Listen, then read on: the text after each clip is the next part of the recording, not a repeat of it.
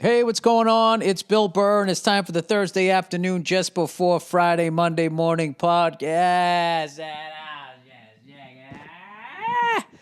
What's going on? How are you? How's it going? How are you? All right, let's do it. End of a long fucking day.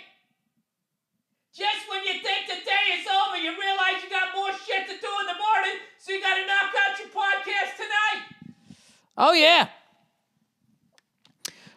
I was sitting down, fucking settling in, watching my fucking Bruins playing the filthy ones, the Philadelphia Flyers. Bruins go up 12 seconds in. David Pastrnak with the brand new bionic hip. He shoots, he scores. Bruins up 1-0, and after that, it was a shit show. Fucking Flyers scored, I don't know, what the fuck, they were up like 3-1. They went up 3-1. The last two games, we've been down 3-0. Played the Capitals over the weekend, right? We were down on Saturday and on Monday. We went down 3 goals, both games. Both games, the Bruins came back. They tied it up. All right, Saturday night game, we went into overtime with the Capitals, who are leading the Eastern Division or whatever fucking division we are in. Right as we get into overtime, fucking Ovechkin with a fucking laser. Nobody in front, just pure fucking natural goddamn Russian ability. Just blasted the puck right past Tuukka Rask. Gave him the old right there, Fred. We still got a point, though. And we were down 3-0, right? Well, I already talked about it in the podcast. I told you Frederick was going to fight Wilson. Told you. Didn't have to be a genius to figure that out.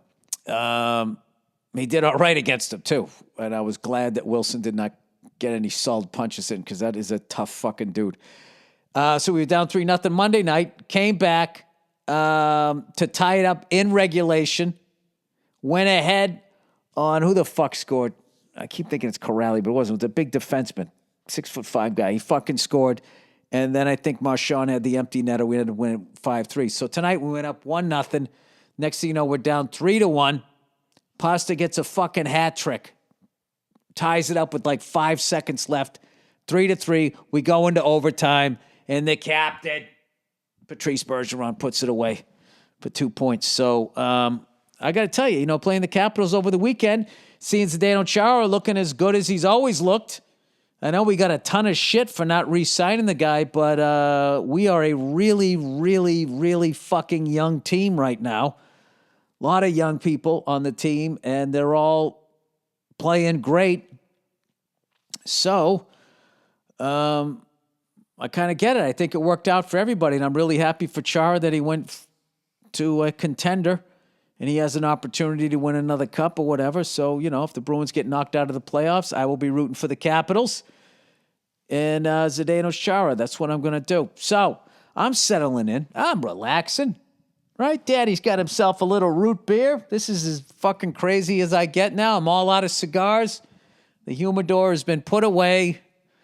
I will only smoke cigars when invited out with friends. That's what I'm doing now. And I got to tell you, this afternoon, it just so happened my wife took my beautiful little baby boy, who's just the best. I swear to God, he stood up by himself today on the couch. I freaked out. I think I scared him a little bit. He was standing there, and he kind of let go of me. He was just standing up. I think a little bit he was cheating a little bit, leaning into my hip. But he was standing up, and he sort of balanced himself, and I just yelled out. I'm like, he's standing up! His face got all twisted. I'm like, what the fuck was that? He started crying. I was like, oh, I'm sorry, buddy. I'm sorry. I was proud of you. Sorry, buddy. Plus, he's teething and everything, so the poor guy. And I got to tell you, it's kind of a cool story.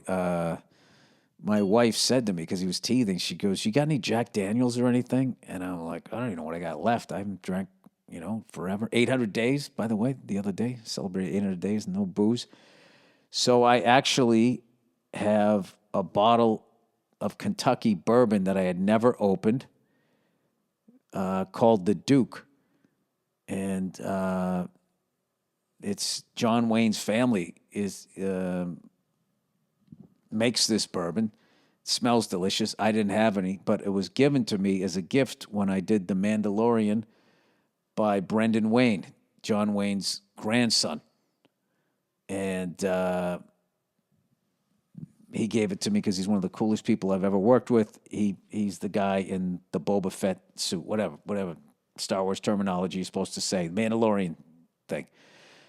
So I thought it was pretty cool that my son, the first booze that he got was from the lineage of John Wayne. How fucking cool is that? Via Star Wars. Because he was teething. And you know what was funny? At first he made a face and then he liked it. And I was just like, he's a chip off the old block. And then my wife goes, come on over. His breath smells like booze. We were cracking up. I don't even know if it works, but that was an old school thing that mothers used to do back in the day when babies were teething. They put a little booze, a little whiskey on their gums to try to numb it a little. I don't know. Anyways, why the fuck is this fucking air conditioning on right now? Who the fuck knows? I give up. I give up with this fuck. I don't give up. I'm just going to keep fixing it because I'm not fucking leaving. I'm not leaving. I am not fucking leaving. And that's it. And, you know, my wife was talking about possibly getting some, I don't know, furniture or some dumb shit. And I'm just like, no, we're not. We're not. Okay, my parents have had the same couches for like 40 years. They just get them reupholstered, all right? I'm not doing this shit. Okay, you know what the problem is? There's like 9 million fucking shows out there where they're just doing makeovers. Everything is a fucking makeover. When I was a kid, nobody did a makeover. When you bought a house, you just fucking moved in, and that was it. And you fixed shit as it broke. But you didn't come in like going like, everything has to look the way I want it to. And just gut the fucking house. So, I don't know. I'm just kind of like, I felt good about it. I was just like, yeah, no, I'm not doing that. I'm not doing that. Really? I'm not doing that. I'll do something else. You want to go on a little fucking vacation? Why don't we do that? Okay, but I'm not getting into this. I'm buying a new living room set once a decade. I'm not doing it. All right, we're going to stay on these fucking couches. We're going to die here. That's how I look at shit. That's how I fucking look at it. So anyway, I got the Celtics on in the background. I've been watching, dude, that just, you know, I don't know. I've one fucking thing I have enjoyed during all of this fucking craziness is my ability to be home with my kids and then also watch sports. And I'm getting them into, I'm getting my daughter's like getting into the Bruins. And she said AC/DC today when I drove her to school, and I almost fucking crashed the car.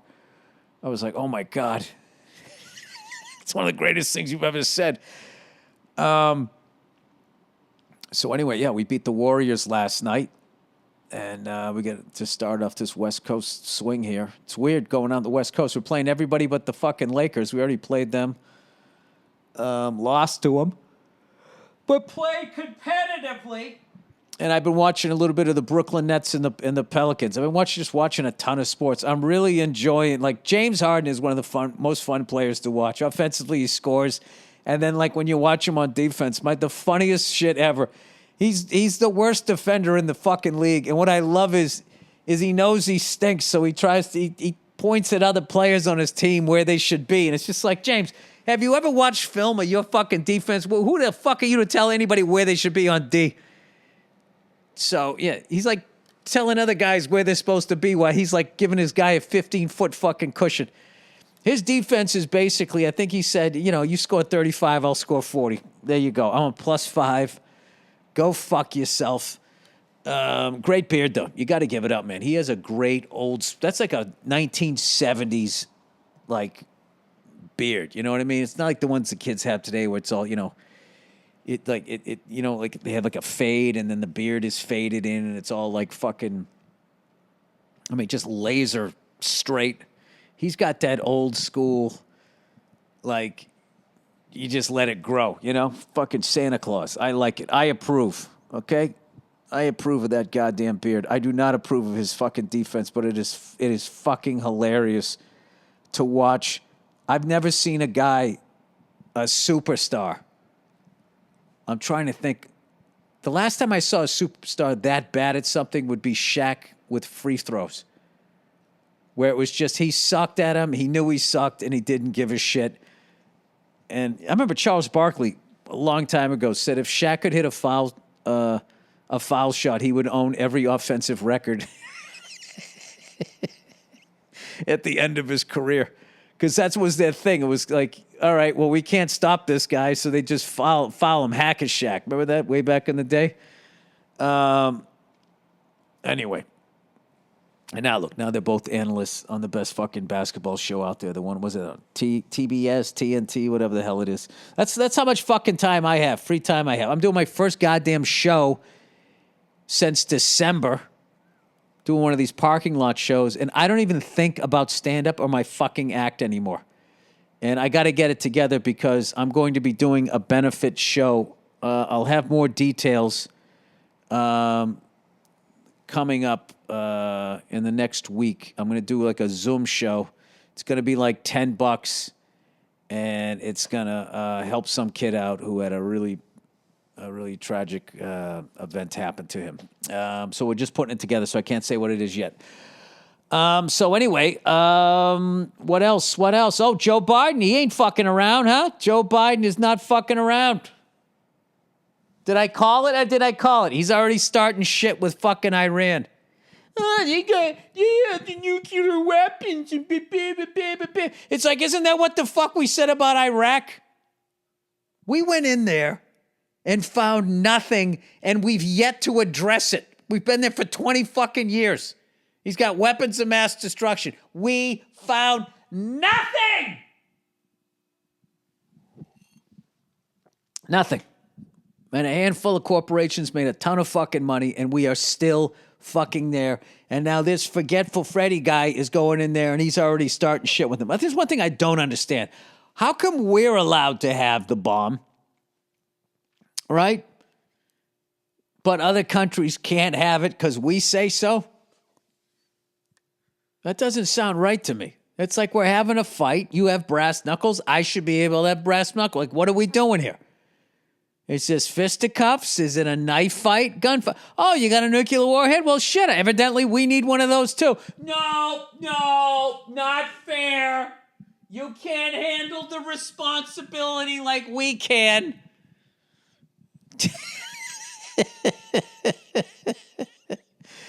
I'm just fucking around. I have no idea. I don't understand why they can't have it. Doesn't everybody basically fucking knows if you use it, it's the end of the world. It's the dumbest thing ever. It really is. I would say it's sort of the, I'm trying to think of a good, you know what? It's the weapon version of the Bugatti, which is the ugliest supercar I've ever seen in my life. It looks like a fucking Etzel that you lowered down to the ground. I just don't get that car. I know it's super fast, but $1 million for that fucking piece of shit? One speed bump and you do $200,000 worth of damage? Dude, if you own that car and you never take it to the track, you are a fucking jerk off, and you deserve the gold digging whore that you fucking attract with that thing. There, I said it. Okay, I'm done. All right, I said it. I'm being fucking dangerous here. No, I could never be as dangerous as Chrissy Teigen. Dude, I literally have nothing to fucking talk about right now. I'm not on the road. I got no fucking stories. So now my wife has me into Twitter gossip. And Chrissy Teigen said, what's the most expensive thing you've eaten that you thought sucked? She's like, one time John and I were at a restaurant and the waiter recommended a nice Cabernet. We got the bill and it was $13,000. How do you casually recommend that wine? We didn't even finish it, and it had been cleared. So all these people will just say, this is like fucking tone deaf. All this fucking shit, right? Why are people upset that she can afford to have a $13,000 bottle of wine? Good for her. She made it. All these other people getting offended. That's like totally tone deaf. As I sit here with my own struggles, wearing shit that was made in a sweatshop by people I could give a fuck about, I want to get offended by Chrissy fucking Teigen in her goddamn $13,000 bottle of Cabernet. Shout out to that waiter. He slipped it right by him. I'll take 20% on this. What is that? 20% on that is like fucking $2,600, right? Did I do that right? 13 times 2 is 26, and I threw a couple zeros at the end. I'm going to say $2,600. Well, 20%. Wait, did I do that? 20%. Yeah, that's right. It'd be 200 on the grand, 2 grand on 10 grand, and then another $600, $2,600. There, I did it. Ah, look at that, huh? Public schools. We need to get back to the public schools. Anyways, oh, look at Tice. Taking it to the rack. I got the fucking Celtics game on in the background. Loving life as much as I can right now. How the fuck are we down to Sacramento 59-55? Tice going to the line. He hits the first one. Gotta love those tall white guys from fucking Europe. They don't bang underneath. All Tice does. They're usually kind of fragile, the big white guys, but they're like 9 feet tall and they can hit a 3-pointer. Like Andrew Toney back in the day. Tice hits them both. 59-57. To start the third quarter. Sacramento's got a nice floor. When they go with the blue and the black, I like that. I haven't watched hoop in fucking forever. I think if anybody scores over 40 points in the NBA, don't they automatically become a Laker? Is that how that works? I'm not sure. Fucking stupid league. It's fun, though. It's a fun game to watch. All right, plowing ahead here. This is hilarious after just saying that. Dude, what the fuck? They got some... What is that German crest they have? That looks like some fucking Nazi shit. Center court of the Kings. Or does Lowenbrow sponsor them? Something's going on. Sacramento Kings. When did their mascot become like a lion? I don't know. All right, old Freckles is back in therapy. And I actually had a really productive therapy session today where I kind of learned, and my therapist telling me that you're carrying around a lot of shit and it's killing you. It's just like, oh, shit. Well, how do you let go of that stuff? And this person's trying to teach me how to let go of shit. It'd be fucking hilarious if I learned how to do that. I just became this really nice person, right? And then all you guys left me because you didn't think I was funny anymore because I didn't have the anger. And you were like, yeah, man, he fucking blew it. He had the whole career being this pissed off, orange, bald man. And then he got happy, and then it all went away, right? And then you guys count me out. And then I come back with my clean Christian act.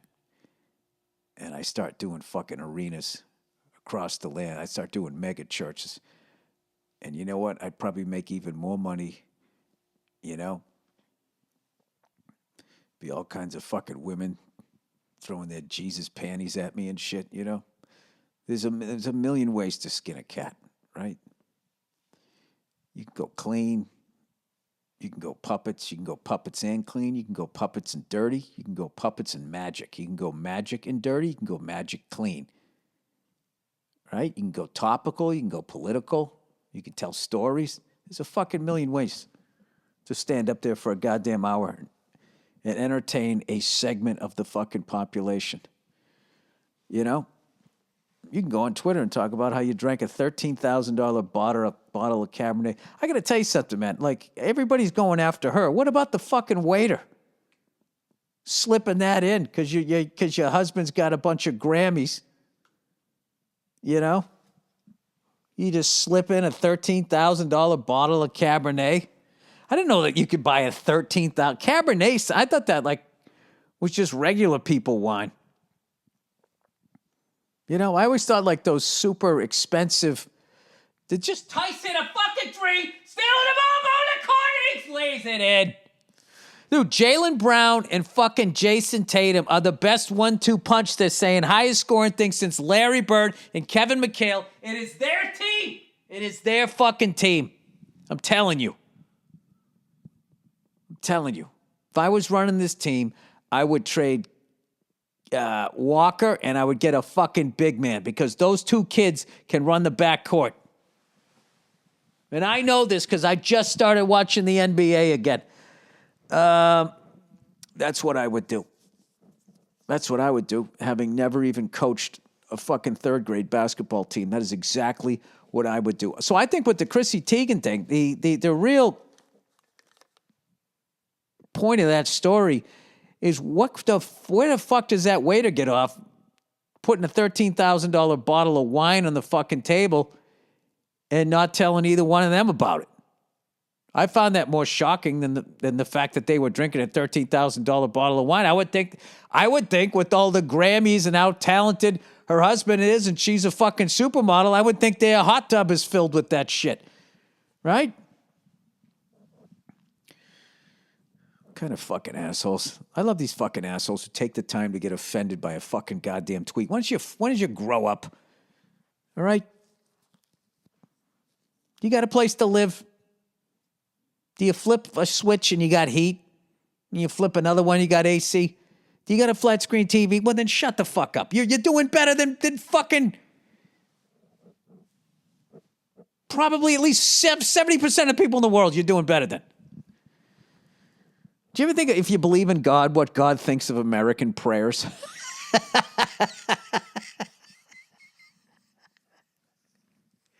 Lord Jesus, if you can hear me, I'm trying to lose weight, but these bacon double cheeseburger specials are fucking killing me, man. Can you imagine when he clicks over to our prayers? You have to listen in to people who are really struggling in some country, you know, that sits on oil, and all of a sudden another country's bombing them, right? Or they're in the middle of some genocide, goddamn shit, or whatever the hell they're involved in.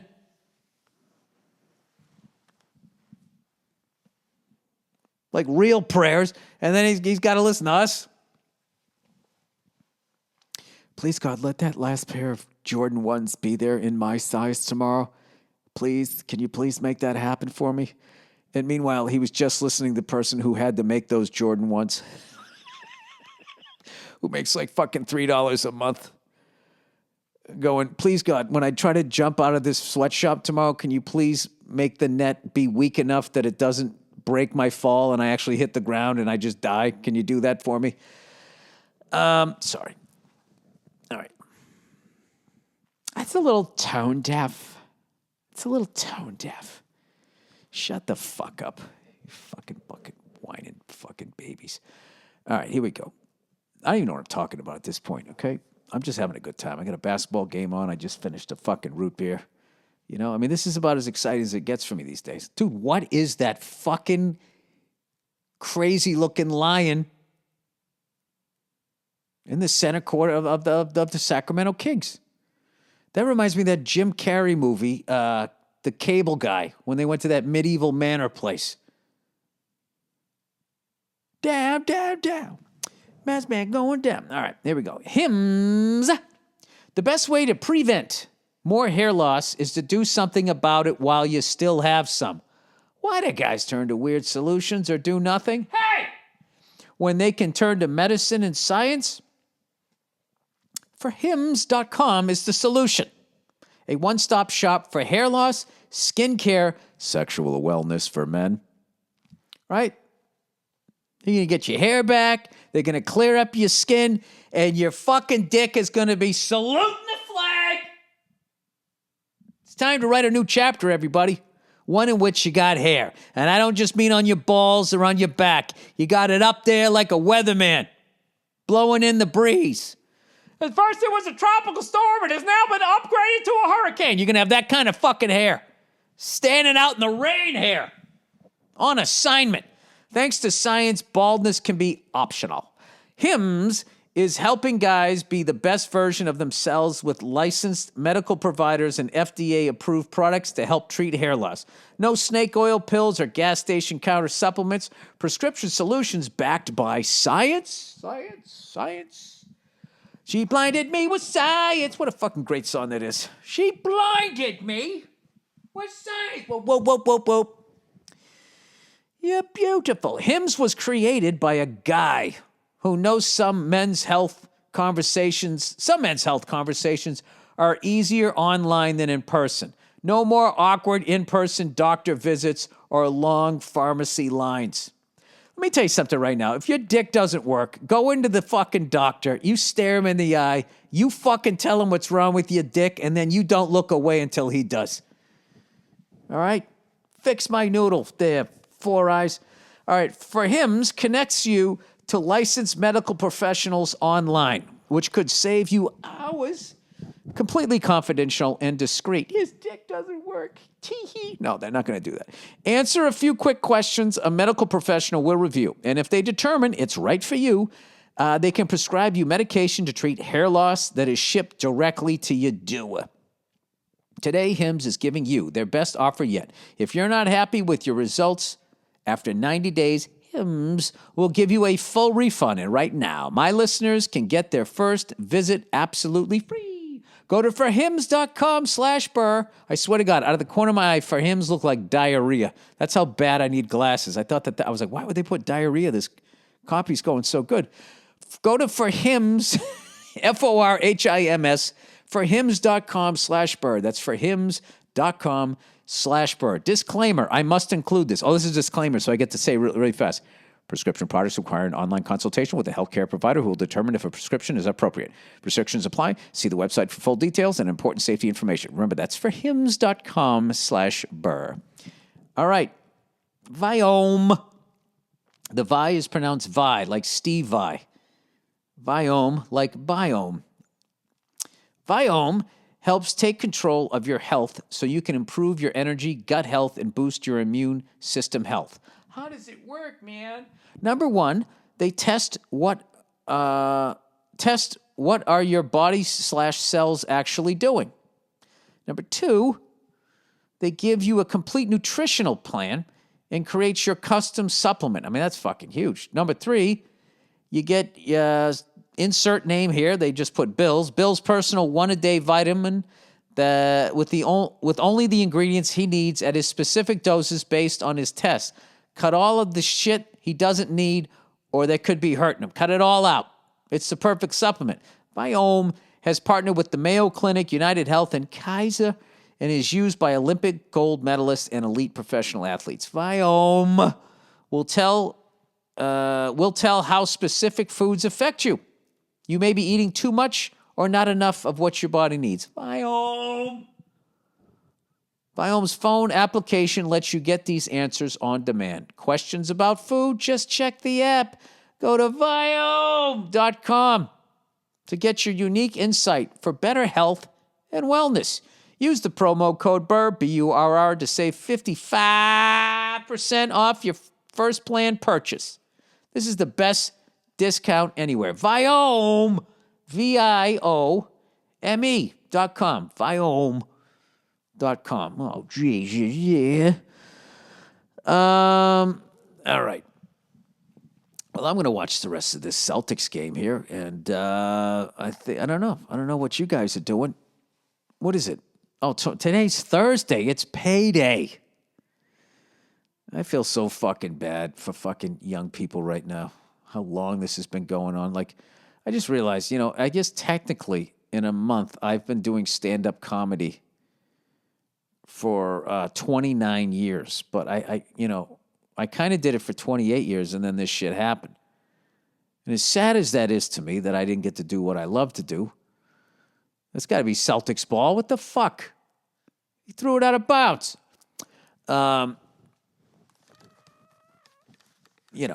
It's just stand-up comedy, and I'm an old man, right? I feel so bad for young people when, I just remember when you got to be a certain age, you were out of college, or maybe you didn't go to college, you had an apartment, and you had, a decent car, and you had a waist-length leather jacket. I mean, the world was yours. And you go out to the local fucking bar, you get a couple of fucking, oh, God, an ice-cold fucking beer right from the tap in one of those big goddamn glasses. There was no Uber back then. You drove. You took a chance, right? You sucked a few of those down, You talked to the chick with the biggest fucking hair in the place, just a big, giant fucking, walking in there like she was some sort of sun god. acid wash jeans, mustard colored pumps, the fucking 80s. And at least 6 people in there had blow, and you go in there with your leather jacket and just say, I'm only going to do a couple of lines, right? I don't know what the fuck I'm talking about. I just feel bad, like that part of your life.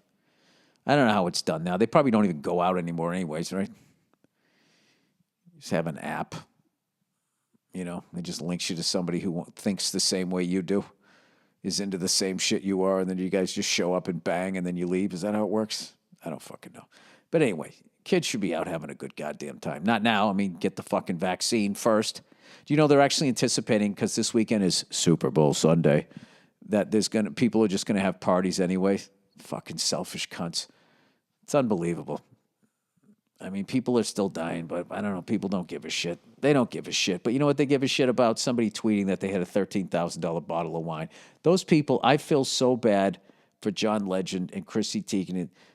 They went out, they tried to have a nice dinner, and some toxic, I'm sure the waiter was white and a male, took a $13,000 bottle of wine and put it on that table of people of color. I don't know if she's a person of color. She at least has a tan. Everybody's a person of color compared to how fucking white I am, okay? I think they are the victims, and I feel like the restaurant owes them an apology, not the other way around. All right? And congratulations to both of them that they've attained I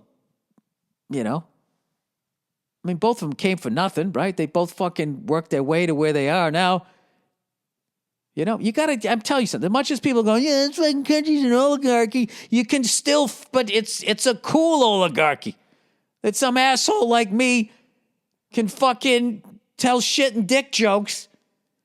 And the next thing you know, he's doing a podcast, he's got a flat screen on his TV watching the Celtics, Anybody can make, you should be inspired by the fact that they have that thing. If you should be mad about anything, you should be mad at that fucking waiter that slipped that $13,000 bottle of wine on their fucking table. They came out to have fish and chips. And this guy could smell the gram he saw on the table, and he fucking, look what he did. He didn't give him a good bottle of wine either. I don't know. Oh, Jesus, the animatic is up on pics. All right, now I got to go do some editing. See? It never ends. All right, that's it. Okay, I hope this podcast wasn't tone deaf. All right, have a great weekend, you cunts. Let's go, Brady. Let's go, Tommy. Do you know Tom Brady has been in the Super Bowl every other year since 2014? All right? Pats won in 14, then the Broncos, then the Pats, then the Eagles, then the Pats, then the Chiefs, and then Tom Brady again, baby. I think they're going to get him. They can just establish the run game and keep that high-powered offense on the sidelines. They get a shot. All right, that's it. I will talk to you guys on Monday. Okay, just, keep your dreams in the clouds and your feet on the ground, and I don't know what the fuck. All right, I'll talk to you later. All right, now listen to the Super Bowl segment from Anything Better, my new podcast with Paul Verzi.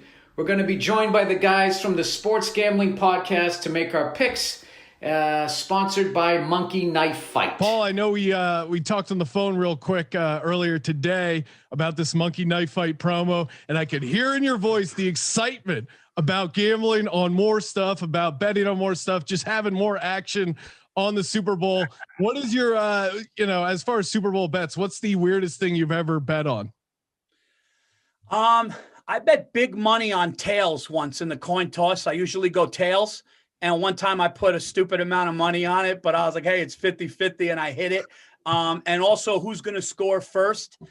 Those are the only ones. I never did like national anthem length or anything like that. But can I just tell you guys, when my wife heard the name Monkey Knife Fight, we bursted out fucking laughing. And I said, I'm betting with those guys, regardless of the service compared to the other ones, based on the fucking name.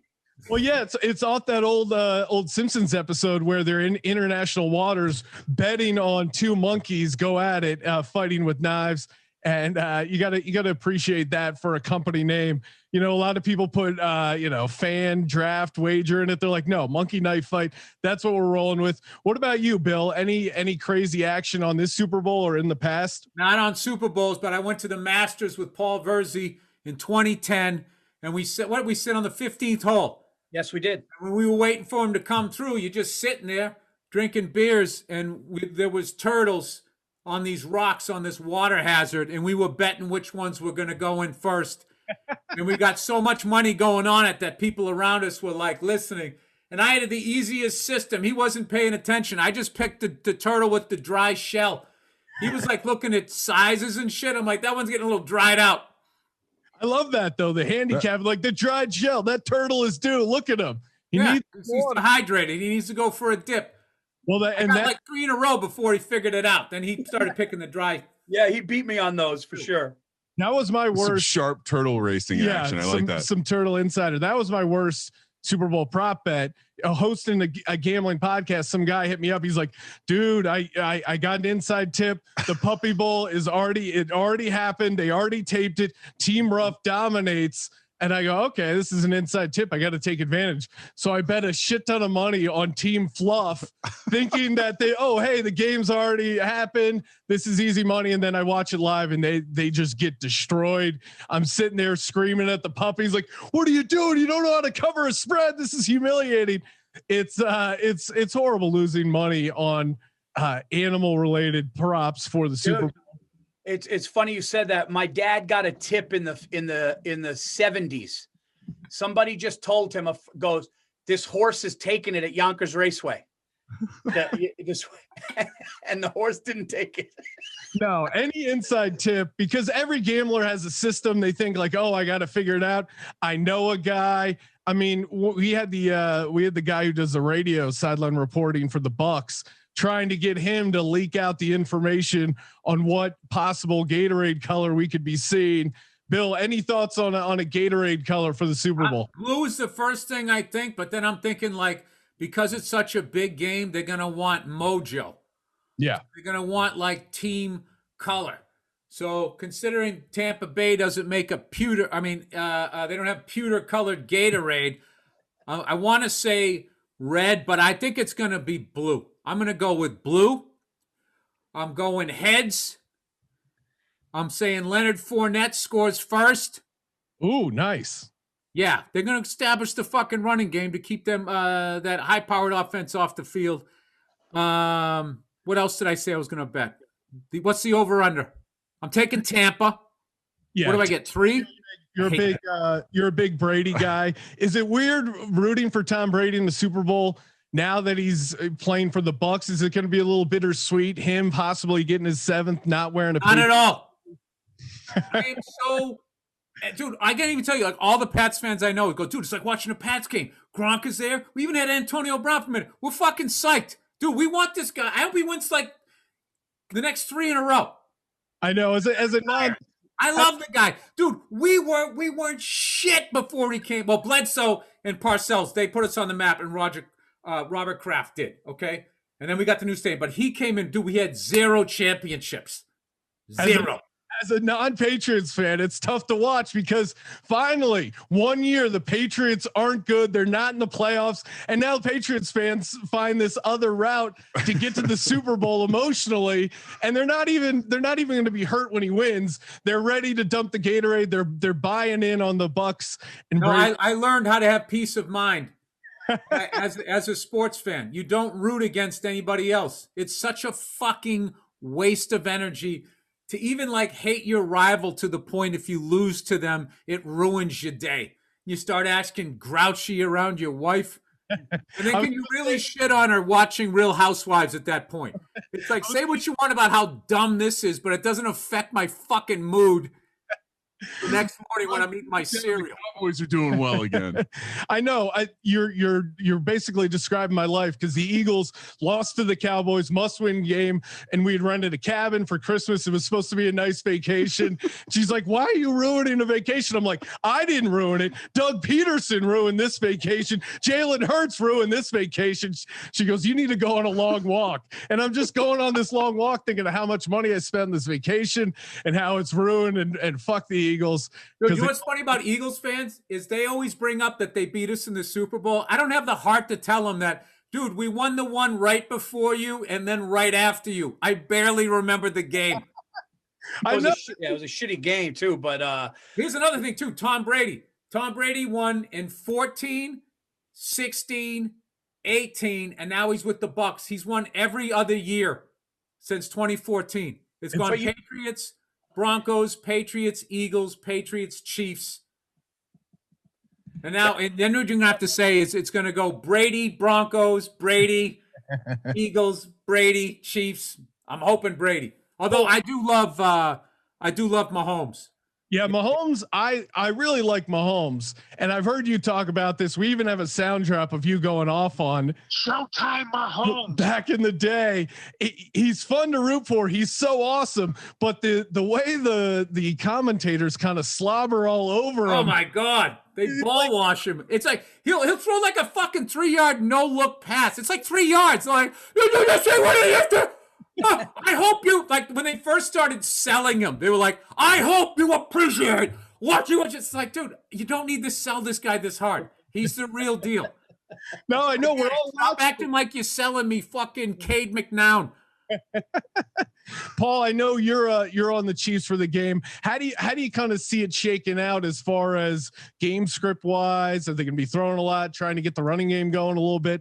How do you see their path to victory? Well, I was just telling Bill before this segment, I was telling Bill that the way the Bucs are behaving with media day, they are acting like they haven't been there before. I've noticed the pictures and the poses, and I'm seeing a little bit of a lay low from the Chiefs. But one thing that I stick with, and Bill and I did this when we went to the Red River rivalry and we went to the Cincinnati Bengals Jacksonville Jaguars game on the road. Here's a betting tip, but it's hard because you need to be at the game.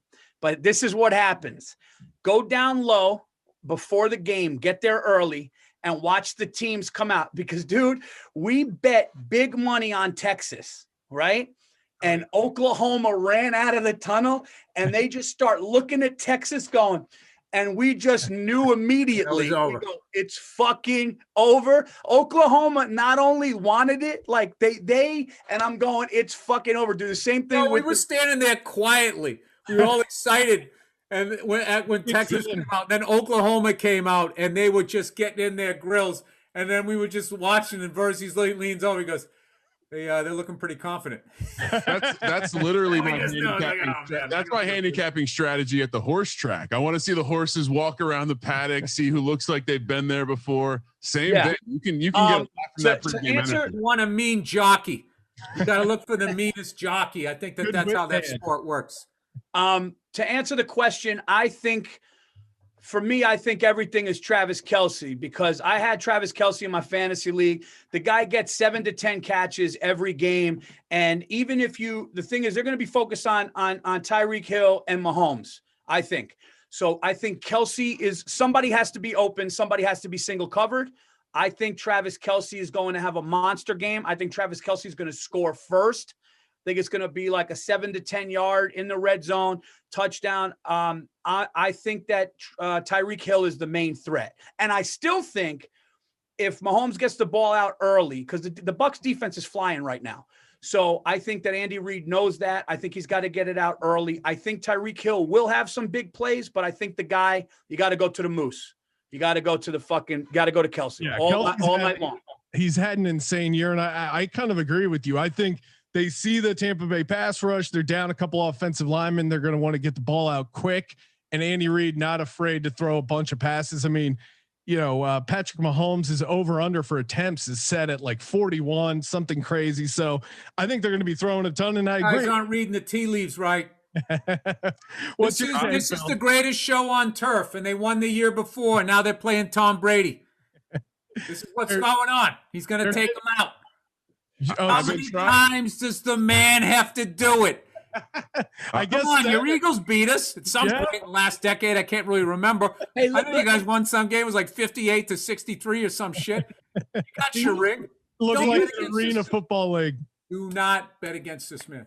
No, listen, do you guys think, because I noticed this, and I know you're an Eagles fan, do you think some mustard came off the fan base's fastball little? Do you notice that when a team doesn't win for a while and then they finally win, the fans kind of go, it's like a rapper's second album. Yeah. When it's like they're just not as, once you get the prize. The first like, one, you're so hungry. Yes, you're so hungry for the first one. But I talked to an Eagles fan who was like, man, I'm still living off that other one. And I'm like, dude, you used to be a rabid lunatic. And now he's like, I'm good, dude. I'm good. No, everyone, they were ruined with the championship. Well, That's where I am as a sports fan. yeah. What I just saw in the last 20 fucking years, it's like we ran the table with 4 teams. New York's got like 58 fucking teams. They've never run the table, won every single championship in the 4 sports. What am I going to do? I mean, there's no way to sustain it. I totally enjoyed it. I got all the dumb hats. So now what am I going to do? I'm going to root against the Chiefs to become a dynasty? I hope they do. My money doesn't. But I'm not going to be mad at them if the fucking Eagles win it again. I don't give a shit. I don't. I will give a shit. All I want is at some point for someone to address what a steaming pile of shit Jim Irsay is. What a hypocritical, steaming pile of shit, and he runs a bitch-ass fucking organization. That's all I need. Yeah. I love that. That's the grudge you hold on to. That's That's not the grudge I hold on to, because fucking meathead sports fans actually, like, he ran a successful smear campaign. He really did. I mean, it was all the While cheating himself ridiculously. Well, and the most annoying part was he turned every, New England sports fan all of a sudden into some, physicist with like ideal gas laws, guys coming out of the woodwork. Oh, fuck you. You ain't throwing that on us. That was all you cunts. And ESPN proved that it was actually a disadvantage, and they buried the story. No, it really. How come you fucking assholes don't talk about how that guy tanked a whole fucking half a season to get Andrew Luck? Yeah. Oh man. Yeah, you forgot that when they pumped in the noise. He sat on the competition committee. Now Andrew Luck. We covered his receivers fucking illegal and then stole our offense and won a Super Bowl. We didn't, bitch. Now Andrew Luck's like backpacking through Europe, hanging out in some hostel. Hey, Crab goes out to get a fucking hand job. The whole world stops. This fucking guy's like a pill popping lunatic with a dead mistress. Nobody says shit. Well, and to the Bob And Kraft was single. Kraft was single. Go ahead. Yeah, and Who doesn't go to Florida and go to a jerk off? Of course you do. You go look at the alligators. You get rub one out. What else you gonna do? Go to Ybor City? There's nothing to do there. Not one. See the sights. I'd love to meet the man who was outraged over Robert Kraft going to a rubber. Oh, they had a big game, wanted to relax before the game, get a massage. That's the boss move. He did it right before the game. I'm just glad that fucking video didn't come out. Thank God. No one wanted to see that. Let the man enjoy the twilight of his wife, rest her soul, passed away. The guy's going to a fucking joint to get a little relaxation. A lonely guy. Spreading it around. The man has money. He's helping out the little guy. Stimulating the economy. Yeah, they tried to turn it into some bigger story of like, oh, this is sex trade, and they're bringing these women in. Then turned out it was just some woman from New York. You guys noticed how happy Goodell looks because the Pats aren't in it? Fucking grinning ear to ear in every fucking stadium. Oh man, he's such a cunt. Well, I don't know what we did to him. I don't know what the fuck we did to him, but that fucking he's got one. He's got one for us, man. He does have a hard on for the Patriots. He does. But, as a non-Patriot, sometimes it's a little fun to watch. All right, let's get some. Selfish. You don't like the truth. Let's get to some of these monkey knife fight prop picks here. Of course, rubbing his hands together. Can't wait to put the money on the table. And I mean, is there anything better than watching the big game with a fucking wing in your hand, knowing that there's 5 honey riding on it? And especially with these props that you start, like if you're betting the over and you get it early, you get in the third quarter and you already won the money. Everything is gravy afterwards. It's pretty awesome. And again, use that promo code Burr, get 100% deposit bonus up to $50 and a $5 free play Monkey Knife Fight app. So they pair these prop bets up. You got to pick 2 more or less. And if you hit both, you win plus 360. So $100, you win 360. Mahomes, 335 passing yards. I'm going more there. Again, I think even if the Bucks win the game, I think he's going to be throwing a ton. Brady, 303.5. I'm going less. And again, I think it's just more they're going to run the ball. I don't see him tossing it a ton. Paul, what are you more or less on Brady and Mahomes? I think Mahomes. I think Mahomes is going to throw less. Yeah, under 330. It's a high number. What is it? 336? You said 333.5. Yeah, I think he's going to throw less than that. I could see him throwing for like 315. 295, something like that, because the Bucks defense is. I think the Bucks defense is good enough to stop him from throwing over that number. And the number that's really fucking hard is Brady, because that's right around the number that I would say. But I'm going to say Brady under 2. I'm going to say under both of those. Yeah, it's interesting. That's he's only sharp angle there, because I mean I think both teams might look to get the running backs going, and these are big, like these big numbers. Big numbers. Throwing 300 yards. Throwing 300 yards in a Super Bowl is fucking. Those defenses, like, it's kind of disrespectful to just be like, oh, he's going to throw for 350. I say under both of those. Yeah, it's interesting. I mean, Brady, of course, threw for 515 in a losing effort. Should have gotten the MVP that year against the Eagles. Against the Eagles. So he certainly has it in him, but that game was in a dome. I don't know. I think it's going to be a little bit more defensive. Bill, where are you at with the game outside? I don't understand that. That was in a dome. How windy is it outside? They got a. No, I threw for 350. If I was inside, I'd throw 515. Get that air conditioner behind you, man. The ball just nice little crosswind on the vent. So that interests me. Why do you think that Kansas City's going to try to get their running game going? Because I think there's a version of this where they try to get cute and everyone thinks they're going to drop back and throw the ball 40, 50 times.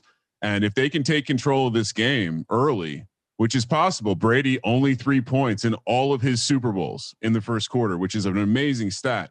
So if they can get started, ridiculous stat that has nothing to do with this year. He's on a different team with completely different play. I hate when people talk about. I'm on Team Brady for the next 4 days. I'm all in. I've taken my medicine on Brady. I think he goes over. I think that's the easier one to pick. And what are you at with Mahomes, Kramer? I'm going to go under. Okay. Bill, what are you at? Are you under Mahomes over Brady? I am over on both. Nice. Over on both. All right. Over on both. I just think that the way the game is played today, it's just like, I mean, you can throw 150 yards in the last 2 minutes with a prevent defense. They're giving up the middle of the field. They just, and there's just so many. There's so many rules that are pro offense. Well, it's interesting too. It's in the conference championship, especially that Green Bay Tampa Bay game. They really let them play for most of the game. Kind of had a late flag there early. It'll be interesting to see if they kind of put away the flags. We did some deep dive stuff on the ref. He does lean more to letting them play. So it'll be interesting to see how that shakes out, if they're calling it tight or if they're letting them check a little bit in the defensive backfield. Here's another. What we have to address though is that helmet to helmet thing. Like running backs and wide receivers, anytime there's going to be contact, they lower their head to their waist. So it's like, where's the guy supposed to hit him? So I would have a rule that, like, if you're a running back, like, or this, it's almost like with hockey. If it's not above the crossbar, you can tip it in. Like a strike zone or something. Below the crossbar, you are accepting the risk of a fucking concussion. And I would love to see them put every announcer through a combine where they forced them to run full speed and then said, okay, try to tackle this target, but I'm going to move it at the last second. So yeah, I mean, I'm with you. We're probably going to see a garbage person. I do think we might see a garbage personal foul, maybe roughing the passer in this one, just because of it seems to be the thing everyone's hyper focused on. Wow. Brady getting a roughing the passer call. I can't see that happening. Not in the Super Bowl. Still crying. Jesus Christ. Fucking Philly fans. You got your ring. Quit your crying. Another fun more or less. What are you suggesting? That star players get favorable calls? No, it's not. It's certainly not the NBA where, they know where they're fucking. Dude, the NBA, I was saying the other day, I've just come to accept the fact that 80% of the good players in the NBA at some point are going to play for the Lakers. I've just accepted that. So it's so annoying, this thing. It's not even a league anymore. It's like, let's watch all the fucking athletes beat up the math team every other game. Poor math mates. Yeah, it's like a pickup game where guys are just like, oh, no, these are my friends. I'm going to play with them. It's like, no, you could be friends with guys, but come on, let's keep these small markets interesting by setting it up so the stars just can't decide to leave. Like they just sleep on the Pelicans, man. I think that they're going to be all right. I think you know what? Right. Fuck the Brooklyn Nets and fuck James Harden. That's the ugliest fucking jersey logo I've ever seen in my life, with the parentheses with Brooklyn bigger than the name of the team because they still think it's fucking cool to be in fucking Have you been to Williamsburg, dude? You guys could walk around Williamsburg with fistfuls of cash and nothing would happen to you. And they're fucking playing Brooklyn. Where Brooklyn at? Which, like, shut the fuck up, dude. It's not. The Barclays Center is a fucking dump. It's not Biggie Smalls is Brooklyn. It's kind of changed a little bit. It is amazing though to me that you could just take another NBA franchise and drop it into the fan base of New York Knicks, and they would all just walk away. Like I was joking with Paul, I was trying to think of a world where an NBA franchise went to like Worcester, Massachusetts, or fucking Attleboro or Providence, and then everybody like, yeah, you know what? Fuck the Celtics. Attleboro, Rhode Island, house. Yeah. Where's Worcester at? Where's Worcester at? Worcester, we go hard. Best Chinese food in the state. All right, here's another more or less, mixing it up here. We got Leonard Fournette. His more or less is 55.5 rushing yards. And then Tyreek Hill receiving yards, more or less 99.5. I'm going less on Tyreek Hill. I think they are going to focus a little bit on Kelsey. They played a ton of single high safety the first game. Hill lit him up. I think they're going to adjust there. So I think less on the receiving yards. And I think Leonard Fournette has a pretty decent game. I'm going more over essentially on 55.5 rushing yards. Verzi, where are you at with these two? Fuck, man, those numbers are perfect. Yeah, the numbers are perfect. They know. I'm going to say Tyreek Hill is going to be under 100 yards. I think Kelsey's the one, like I said before, that's going to have the yardage. So I would say under for Hill, and Fournette 55 is a perfect number. I'm going to say under. I'm going to say, dude, I got under for all four. Yeah. Kramer, I know you're leaning into the Ronald Jones angle for the Bucks. Where are you at with Fournette and Hill? I think is he playing? I thought he was hurt. Yeah, he's now. I mean, he's healthier. He hasn't had a setback, and this is one of those things where you got to take a stab. The public and most of the betting. If you look at the numbers, Fournette's total, much higher than Ronald Jones. I'm in the Jones camp, so I'm going to take under for Fournette. As far as Hill, as much as I don't think he's going to have a massive game, if he has half the game he had last time, he's still going over by 20 plus yards. So I would say I'm going to go over for Hill just because it's terrifying to take an under with that man. And I'm going to go under also for Leonard Fournette. Bill, where are you at with these two? I'm going over with Tyreek Hill, and Tyreek Hill is so good. If you keep him to 120 yards, that's shutting that man down. Yeah. I don't know if he's 99 yards would be like if he got hurt, which I don't want to see. There was to Verzi's point earlier about kind of trash talk and acting like they've been there before. Scotty Miller of the Tampa Bay Bucks is saying that he was faster than Tyreek Hill, which was just a hilarious all-time dude. Why would you say that? You know what that is? That's what happens when you have a player coach walking around with the fucking Kango hat. Yeah. Stop trying to be their friends. Bruce Arians on the sidelines has been a great storyline. He wears the radio thing like a bandolier across his shoulder, and he's always got some funky hat, and he's got the welding mask. Him and Reed are just so interesting to watch.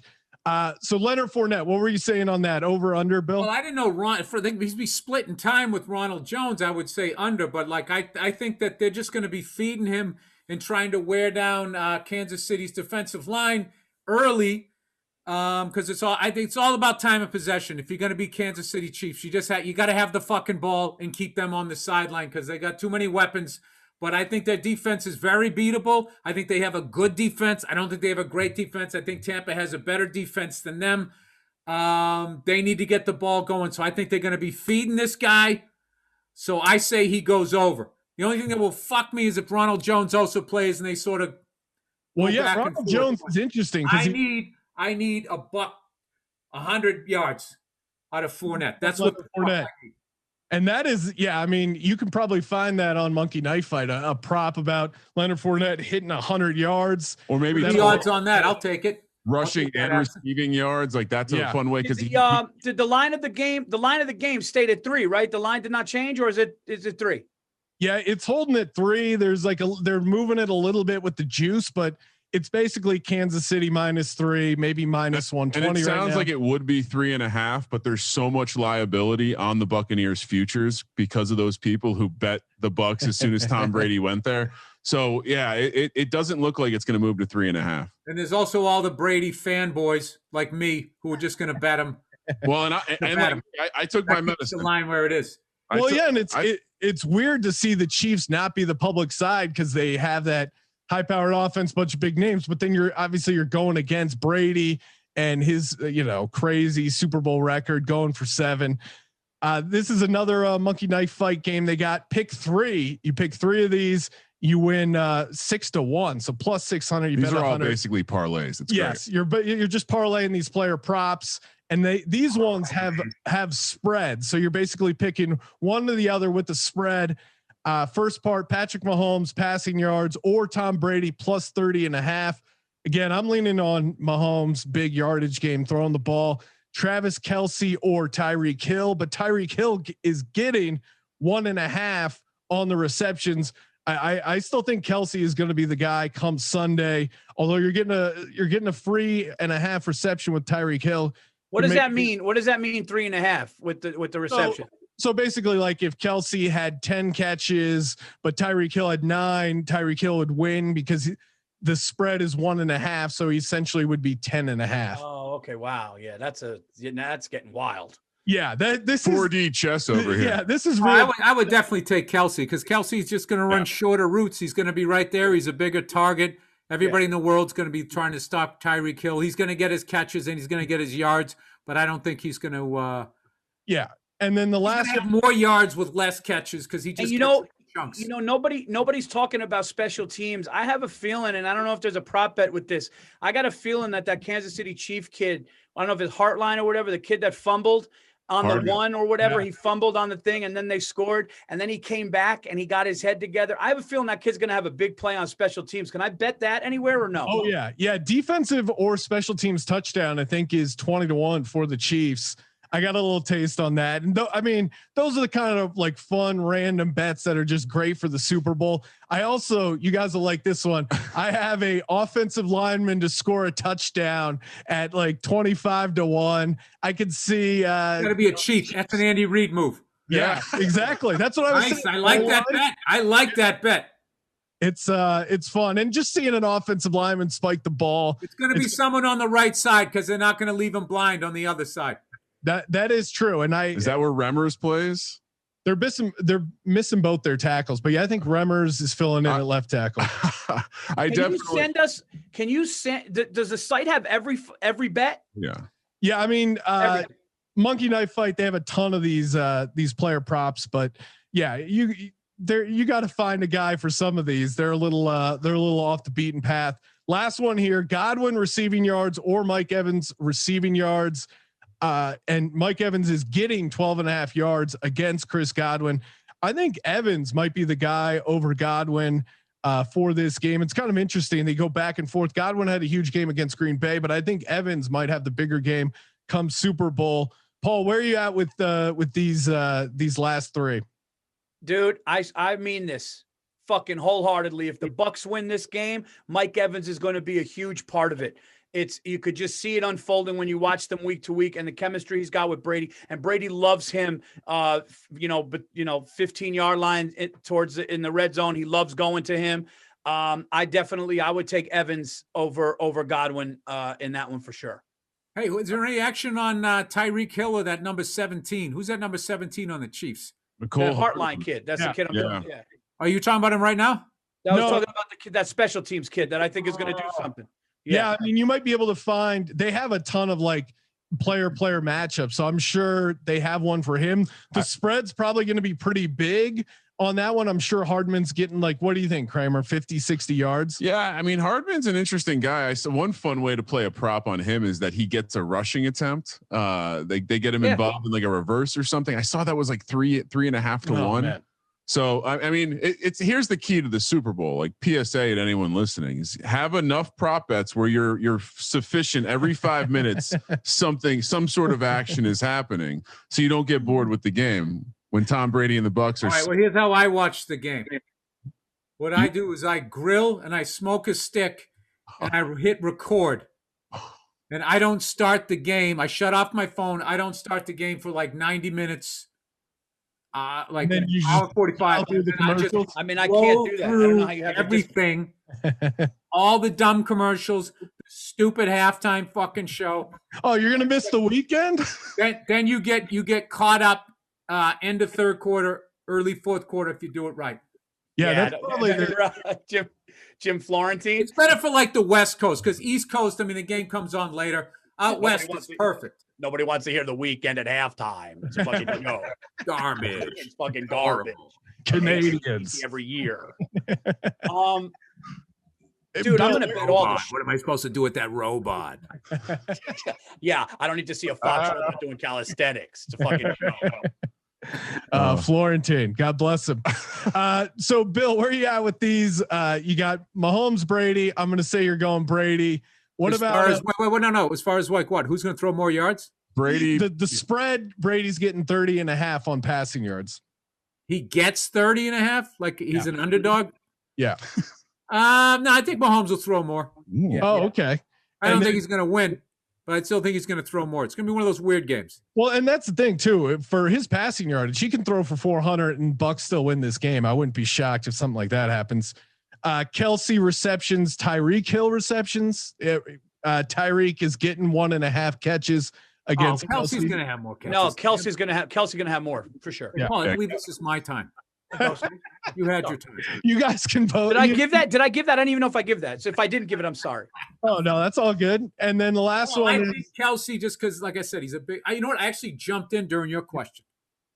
So hey, we're having fun. Well, your head is shaped exactly like that mic. It's fucking unbelievable. I got it dialed in. Godwin receiving yards or Mike Evans receiving yards. Evans is getting 12.5. Verzi, I know you're all over Evans here. Are you with him on this, Bill? Which one's Godwin? Their other option? I don't even know. He's the kid from Penn State. He had the big game against Green Bay. He's kind of been up and down. He's the kid who had the 5. Yeah, he has some drops though. So I'll go with Evans. All right.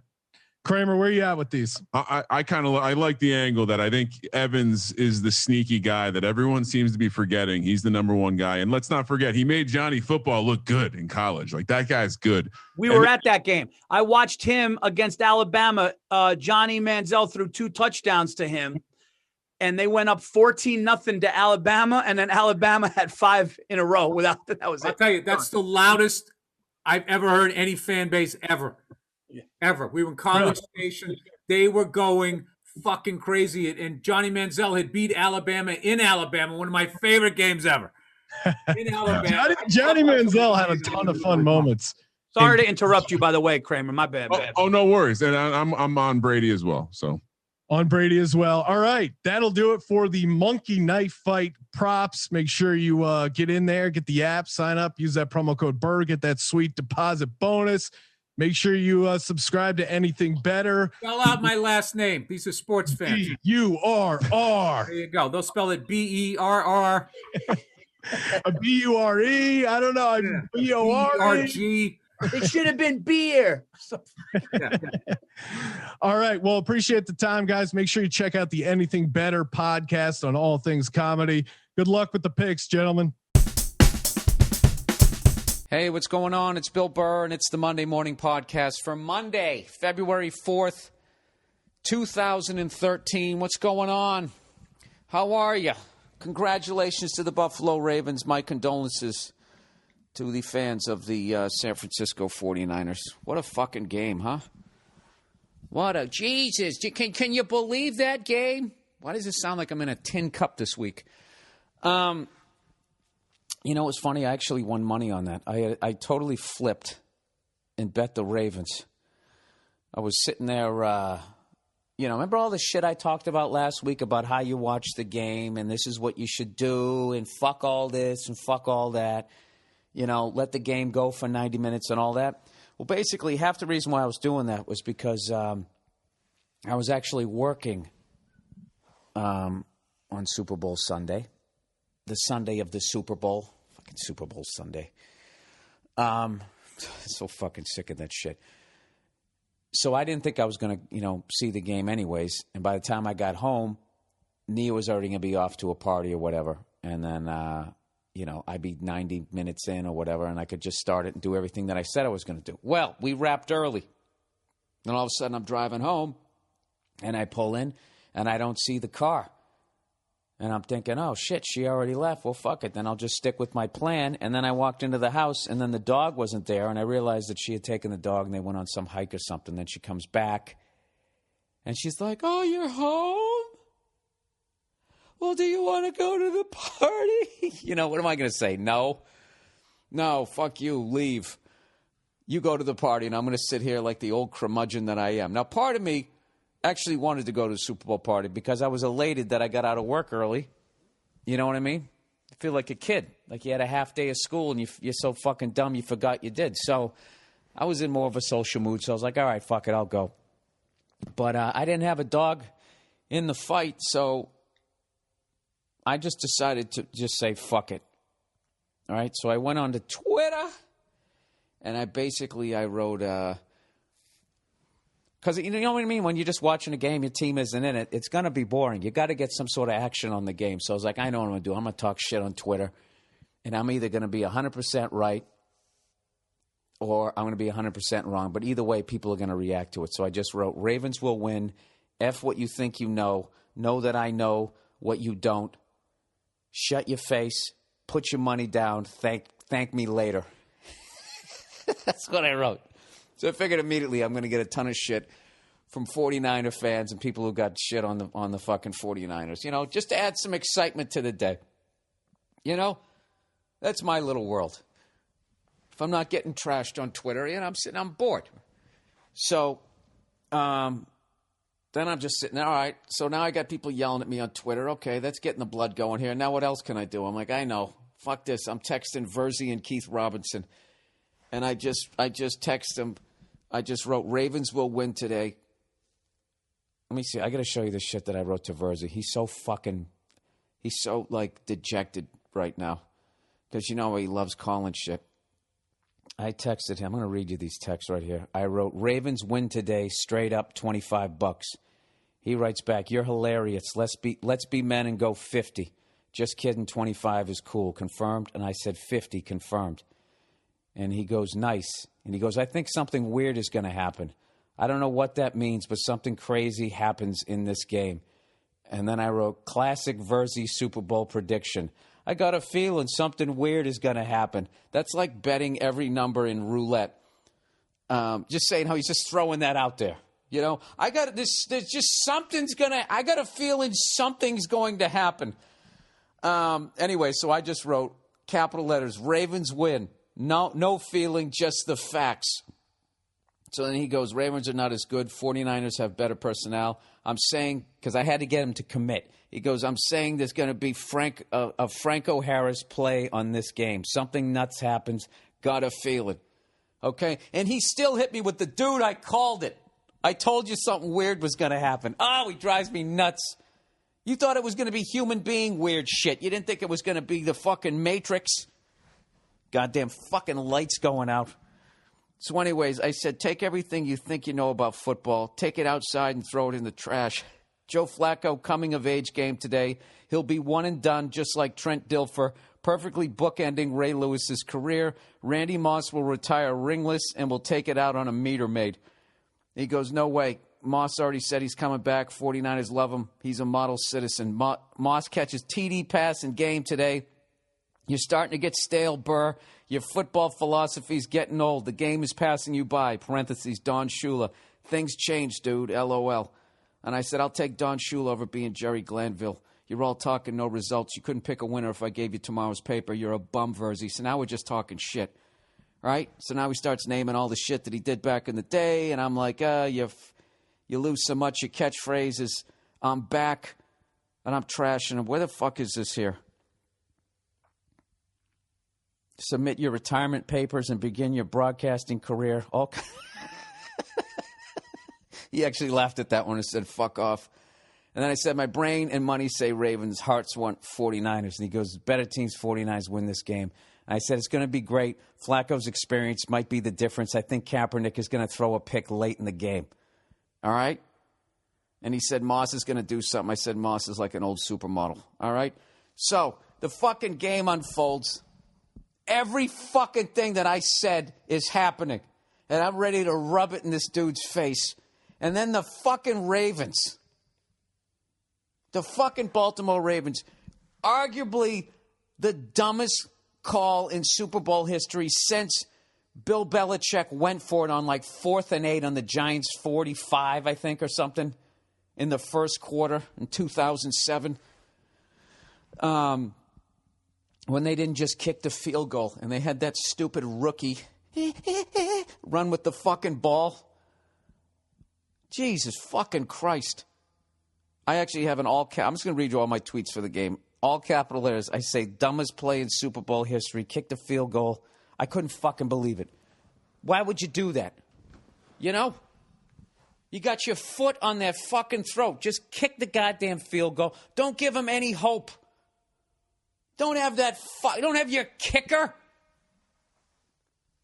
Kickers shouldn't even wear uniforms. They should just go out there in pajamas, one slipper and one cleat, right? You're sitting there. Everybody out there has got some sort of injury. You know? You got fucking deer antler juice in your veins just trying to get through a fucking NFL season, and you risk the entire fucking season on a naked bootleg by your fucking kicker. Oh, my God, I lost my shit at the Super Bowl party. By the way, I went to a great Super Bowl party that convinced me that you could watch it in live time, because this dude had one TV for people who wanted to yap, and he had another one for everybody shut the fuck up, we're in the war room. It was great. So anyways, then what happened? The 49ers went down. I was drinking the Budweiser, so I'm trying to remember. They went down, and now it's 14-6. And I'm like, morons. And then I text Verzi. I said, by the way, everything that I said was going to happen has happened. He goes, I know.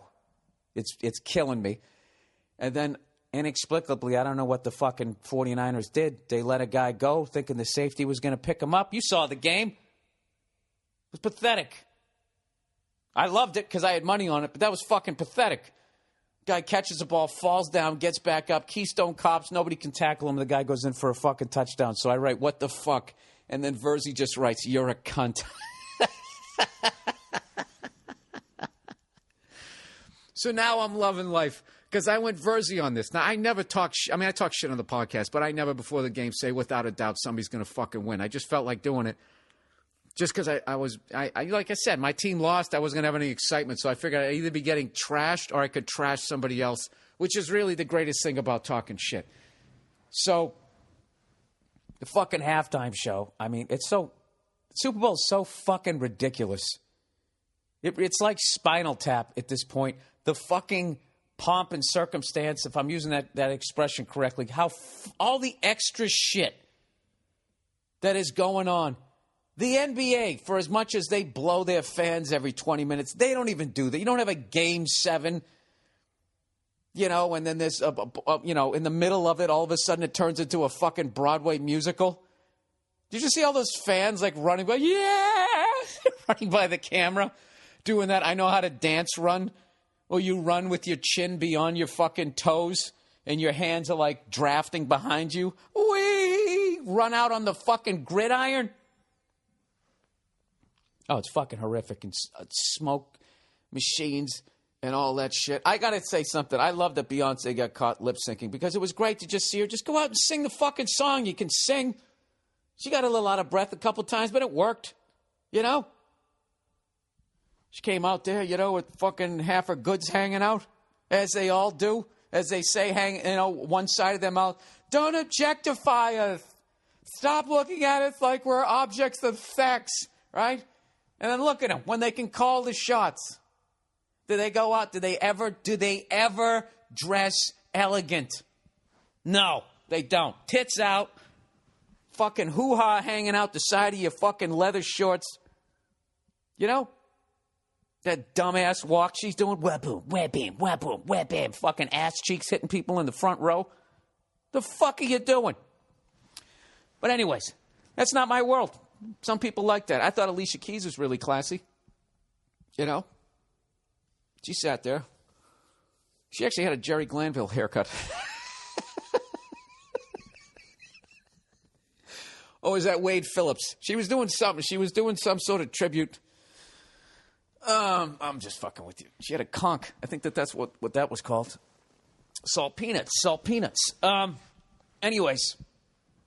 It was a bebop reference. What the fucking song was that? That was way back in the day. Salt peanuts. Sorry. Anyways, plowing ahead. So then the second half starts. And I'm still a little nervous going, I didn't like that fucking shit, right? They run the ball back. First play of the game. That was another reason why it was dumb for them not to take the fucking points. It's like you're getting the ball back. Okay? You're getting the ball back to open the second half. Just take the fucking points. I swear to God, John Madden projectile vomited when they fucking rolled that thing out. Puked up like 9 turkey legs. He's the guy who actually eats that turkey every year, by the way. That Thanksgiving turkey. All right? Little known fact. That's not even on Wikipedia yet. All right? Someone that's put up there. Just know that it came from this podcast. Okay? All right. So then they run the fucking ball back. And Verzi just goes, congratulations. He calls it, says game's over. And I go, it's too early. Too early. I hate when a team goes up big like that because then they kind of like, hey, let's fucking chill out, you know? Let's kick our cleats off. The other team always seems to come back nowadays, right? And then the fucking power goes out. Why am I talking to you guys like this, like you missed the game? The fucking power goes out. One of the greatest breaks I've ever seen a team get. And I know, like, 49er fans are like, well, you know, the Ravens got to regroup. They didn't need to regroup. They had you on the ropes. Liver shot, uppercut, overhand right. Fucking your mouthpiece is flying into the front row, and you get a half-hour timeout. You got another halftime to get that zombied, holy fucking shell-shocked look off your face. By the time the fucking game starts up again, that was brutal because then he had to listen to more Shannon Sharp, who, I swear to God, I don't get that guy at all. When he was a player, I could understand every word that he said. He spoke more clearly before he started broadcasting. Can anybody explain that? I remember when the Broncos beat us, and he did that whole funny riff about, you know, call the fucking Pentagon because the Patriot missiles. I forget what. I understood every word. I didn't enjoy it because he was shitting on my team, but I could understand him. And ever since he started announcing, I can't understand a fucking word that guy's saying. That should be a drinking game. No, it can't be a drinking game because you don't know. Every time he says, you got to fucking do a shot. He literally sounds like that. I can't understand a fucking word he's saying. And you're sitting there drunk trying to figure it out. And he still lifts too. So he's bulging out of his pinstripe suit. I don't know. Anyways.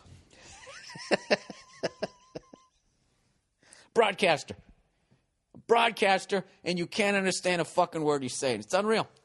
It's unfucking real. So anyways, he's back doing his shit. And I thought everybody did a phenomenal job.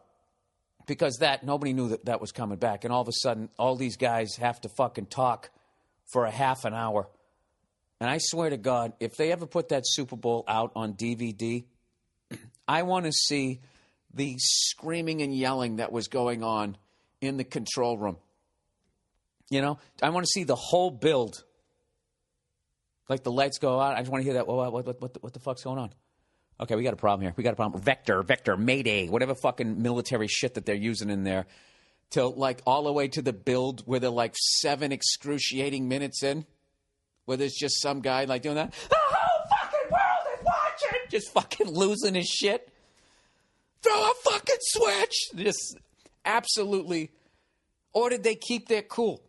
There's beads of sweat. I just pictured it like NASA with all those guys with like their short sleeve dress shirts. You know, what to do during an emergency. You stay calm. You think it was like that? Or somebody had to have been flipping out. Somebody in a suit threw a phone. Something happened. Somebody, you know what? I bet whoever really runs the NFL, he's upstairs in his villa. He's got one of those long winding staircases. I bet he came bursting out of a fucking bedroom trying to throw a robe on. You know, his real wife downstairs, a couple of hookers up there, coming down the stairs. Honey, what's wrong? And he just runs right out the fucking front door in his goddamn robe, dives in his Bentley and just starts driving to the fucking electric company. Something happened. But anyways, 49ers get a fucking half-hour timeout to fucking a half-hour standing 8 count. Never seen anything like it. And the whole fucking game just turns. Unreal. Fucking unbelievable. And then all of a sudden they score 2 quick ones. I had never seen a game like it. Never seen a game like that. But in the end, I know a lot of 49ers fans are bitching, you know, because the dude held that receiver. And he did hold that receiver. All right? But they also gave you guys a do-over on that field goal. That roughing the kicker call was fucking horseshit. That guy missed it, and I swear to God, Scott Norwood was probably relieved. Good, somebody else they can yell at, and then he does that fucking dramatic dive, and he's like, fuck, that's what I should have done. Did you see that? He kicks the ball. He's totally through his whole motion and all that, and I know you can't touch the kicker at all. I think that guy grazed his Achilles tendon. Not both of them, just one. And he fucking collapsed like he fainted. I think he fainted. I don't even think he was hit. And they get to do it over. So, I don't know. As much as, you know, I think that receiver on that receiving play, whatever, that could have gone either way. That's one of those borderline, yes, he held him. But if they gave you first and fucking goal, you had 4 downs to punch it in. You couldn't, and you got a half-hour standing 8 count. And your team went, down 28-6. You did it to yourselves. So, I don't know. I'm not trying to fucking I guess I am kind of giving you shit, but I'm not trying to do that because, whatever. I think the 49ers are great. I think Kaepernick's the future. I'm telling you right now, Joe Flacco is one and done. One and done. One and done. He's got his 1 ring. That's it. And in the end, which is great. Good for him. And in the end, when they have the reunion of Super Bowl winners, you know, and they got the big boy table, the guys with more than one. Eli's sitting there giving Tom Brady shit. I got you twice. Fuck you, I won 3. Yeah, but I got you twice. Tom Brady's dimple starts sweating, you know. Terry Bradshaw, Joe Montana, they're sitting there. And then the little table, the fucking Peyton Manning table. He'll be sitting there. It's fucking goddamn pencil head sticking through the ceiling. Joe Flacco's going to be there. Peyton Manning's going to be there. Trent Dilfer's going to be there. That guy from whoever the fuck quarterback, the Tampa Bay Buccaneers, they're all going to be sitting there. You know? Len Dawson's going to be sitting there going, what? What did you say? I'm just fucking around. It was an unbelievable game, and I don't know. I'm glad I won money. So then the game's over. So now I won. So now I got to talk shit, right? So I call up Verzi. Have I really been talking about this for 20 minutes? I call Verzi up. He doesn't pick up. And I leave him a message and say that he has a 1-game suspension. He's not allowed to call me for 24 hours because of his awful Super Bowl prediction. I know, I'm a cunt. But you know what? He ended up calling me back and we were laughing about it. So, that was fucking great. I love it. I called it Paul Verzi. Is there anything better than that? than just fucking beating somebody at like what they do. You know what I mean? It's like, I don't know, pick somebody's catchphrase. Who says, oh, no, you didn't? It's like you saying it better than they say it. All right. Advertising for this week, everybody. Hey, guess what? Guess what, everybody? Valentine's Day is coming up. All right, here comes the pressure. What are you going to do? So, what are you getting your girlfriend? Pro Flowers, everybody. Impress her friends. Impress her friends. I love that. Shut her friends up. Because they're always piping up, right? Impress her friends. Her friends are going to ask, so what did he get you for Valentine's Day? Impress your woman and her friends. It's probably even more important to impress her friends. Look at Pro Flowers just hitting the nail on the head. Send her flowers from Pro Flowers and shut her friends up. Anyways, this is the easiest thing ever. You should do it right now. It's already February 4th, okay? Just have this as your ace in the hole. You get 12 romantic rainbow roses and a free glass vase from my buddies here at Pro Flowers for just $19.99. You know what you do, dude? You send it to her work. They love that. Show your love in front of everybody up and shut up all those other broads and all the other cubicles. They'll peek over and see it and then sadly, oh, it's so nice. And then sadly sink back down behind that cubicle wall. That's what, you know what? Your woman's going to feel great. Rub it in their face on Valentine's Day. Anyways, and for my listeners, you get double the roses for $9.99 more. So you already got a dozen roses for $20. If you want to give her 24 roses, double down, splitting aces, it's going to cost you less than $30. You just need my code BURR Burr when you order.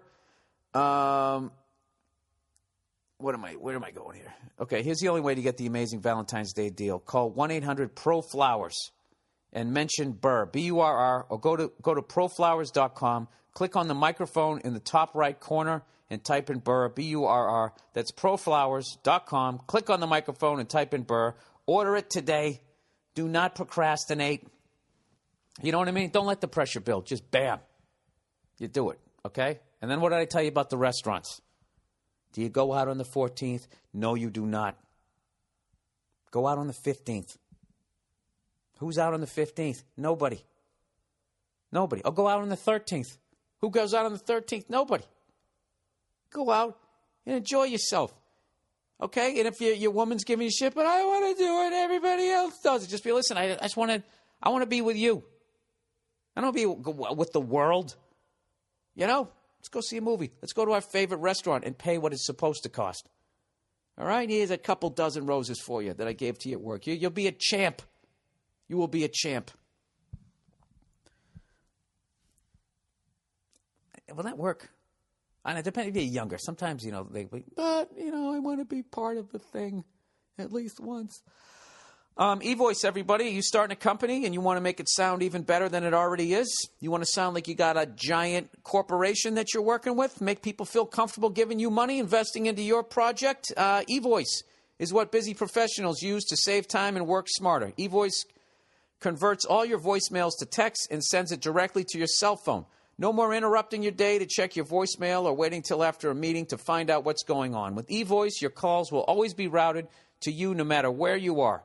eVoice also comes with your own conference line to up to 94 participants on one single call. You know who could have used that? The NFL when the power went out. They definitely could have needed a 94-person conference call. It all starts for less than $10 per month, but right now they have a special offer for our for my podcast listeners. You can get eVoice free for 6 months with no obligation. You can try it out for free for 6 months. What are you waiting for? Get on with your dreams. For a free 6-month trial, go to www.evoice.com and enter the promo code BILL, B-I-L-L, for some of my special listeners. eVoice can make your small business sound professional like a Fortune 500 company. They can create your own custom professional greetings. There's like 9 zillion options that you can have this. And one of my favorite things is they actually have voiceover actors. So you can actually sound like you have this hot chick from friggin' London or something. Hey, hello, how are you? Thank you for calling. Apple Cart, whatever the hell you're going to call your company. You get it. You get the deal. All right? Please do it. Please get out of your cubicle. All right. Back to the podcast. So anyways, I watched a bunch of crazy shit this week. You know, I got the center ice package. And I've been loving life. This, you know what's underrated? The sport you love going on strike for half a season and then trying to cram as many games in as they possibly can for the rest of the season. As a fan, you're loving life. Back-to-back night my Bruins are on. For them, it sucks, you know? Their life stinks. My life as a fan, where I have to sit there and not exert myself other than walking back and forth to the fridge, is tremendous. Been watching the Bruins all week. We've been playing great, except when we played the Sabres. They made us look like fools, man. They won like every facet of the game, and they even won the fight. And Sean Thornton fought this guy, John Scott, and he got a concussion. It was brutal. Because I love Sean Thornton because even though he's an enforcer, he's not a dirty player. He's one of those guys, if he knocks you down and you're on your way down to the ice, he doesn't throw that extra one, you know? And so anyways, he fights this guy, and the guy, he's basically raining punches down on him. Most of them are hitting his helmet, and he's fine until the end. He takes this brutal uppercut. So I looked it up. Sean Thornton is 6'2", 220. He fights this guy, John Scott. The guy's 6'8", 270. He's giving away half a foot and 50 pounds. And I'm just like, these guys, it's no wonder. I remember like reading this stuff, you know, like when, you know, Bugard died and everything, and they start talking about the, you know, the concussions and all the shit that these guys get. And I don't know, as a hockey fan, you just don't, for some reason, you just don't think about it. Because the enforcer's like a superhero. He's like the guy you always wanted to be. The guy who will fight anybody, you know, not scared of anything. You know, you kind of like live vicariously through him if you're like a pussy like me, you know? So I just started looking these guys up. The top fighter last year in the NHL had 20 fights. 20 fights. The season is 6 months long. 4 weeks in a month. That's 24 weeks. This guy had 20 bare-knuckle fist fights. I mean, that's fucking unreal. That's half a boxer's career in 6 months. I don't know. They're like, that's just a whole other level of tough. Think about like somebody you went to high school with who the dude didn't give a fuck, and he would throw down with anybody. Did he have 20 fights in the entire time you knew him? And if he did, how many years was that? Did he have 20 fights? Nobody has 20 fights in 6 months. Go fuck yourself. For everybody who email, dude, I know this guy. Do you? Oh, I don't believe it. I want to see the video. I don't know. That's just one of those. There's a few things, right? I think all guys, you try to pretend you're tougher than you are, but then there's a few things that you see. You just see something like that, and you just realize, like, I should be walking around wearing a dress. And then that guy, John Scott, actually said he was legitimately concerned, going, you know, yeah, we fought, but I felt bad he didn't come back. You don't want to hurt anybody. Like, those are the true tough guys. They just go out and they do the job. They don't try to be dirty or any of that type of shit, you know. But I watched a couple of things this week that got my ego in check, and one of them was watching Sean Thornton fight John Scott. Watch when he does it, too. It's like he realizes the guy's half a foot taller and 50 pounds more. When they're dropping the gloves, and Thornton is already reaching to grab him to somehow get inside, where it's just like, I do not want to be. If this guy can extend his arm, I'm going to take this punch from the stratosphere. I just can't imagine what that's like, lining up next to a mountain going, this is my job. I have to fight this guy. You don't even get like gloves to at least protect your hands. You know? Ugh. Anyways, so I saw that. Like, my ego wasn't already enough in check. I then watched this thing about the most dangerous criminals in the penal system, whatever the fuck they call it. And they interviewed 4 maniacs, 3 of whom were white dudes. And I swear to God, when white dudes become maniacs, you know, I don't want to talk shit, but I really think that we really do it better than anybody else. When a fucking white dude goes rogue, a lot of people are going to get hurt. I'm telling you. that Hannibal, like when a real life Hannibal Lecter comes along, and I know a bunch of Def Jam comics have done a bit about this, but it really is true. You know, remember the classic Def Jam bit, if somebody, whatever, shoots somebody, stabs somebody or whatever, that could be a black guy, a Latino guy. But if somebody, after they shoot him, stab him, and then they fucking make a fucking ear sandwich or something, you know, chop off the guy's hand and stick the guy's ear in between it and just munch on it when the cops show up. And they're sitting there with their feet on the coffee table like, hey, officer, that's going to be a white guy. So they're showing, whatever, they pick like, I wish I remember what channel it was on. They showed 4 of the biggest fucking maniacs. Oh, you know what? I watched it online. Did I watch it online? Yeah, I did. I did watch it online. I'll get the clip for you. So I watched this thing, and they had this fucking one white dude. He was hilarious because he was really like, he was that scariest kind of evil where he was, there's 2 kinds of scary evil.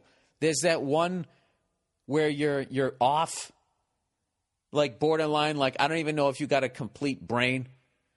And what you almost have like a reptilian brain, and you're acting literally like a fucking Komodo dragon. Like you just don't give a shit. You know? You ever see like a reptile eat something? Like it could give a fuck. If a reptile ever fucks with a mammal is going through the emotions of, oh my God, screaming in pain. And the reptile is just sitting there with this blank look on its face as it's slowly swallowing the fucking mammal whole. Even when snakes fucking eat other snakes, the snakes that's getting eaten is just kind of going, just fucking, it doesn't really give a fuck. It never, I mean, it still has sort of a fierce look on its face. Did I just say fierce like it's a fucking Broadway dancer? Like a ferocious look on its face. But they never, like, reptiles never have that, you know, oh my God. Like they don't have that. They just don't have that emotion. They're just either sitting there going, God damn, it's cold out. I got to get in the sun.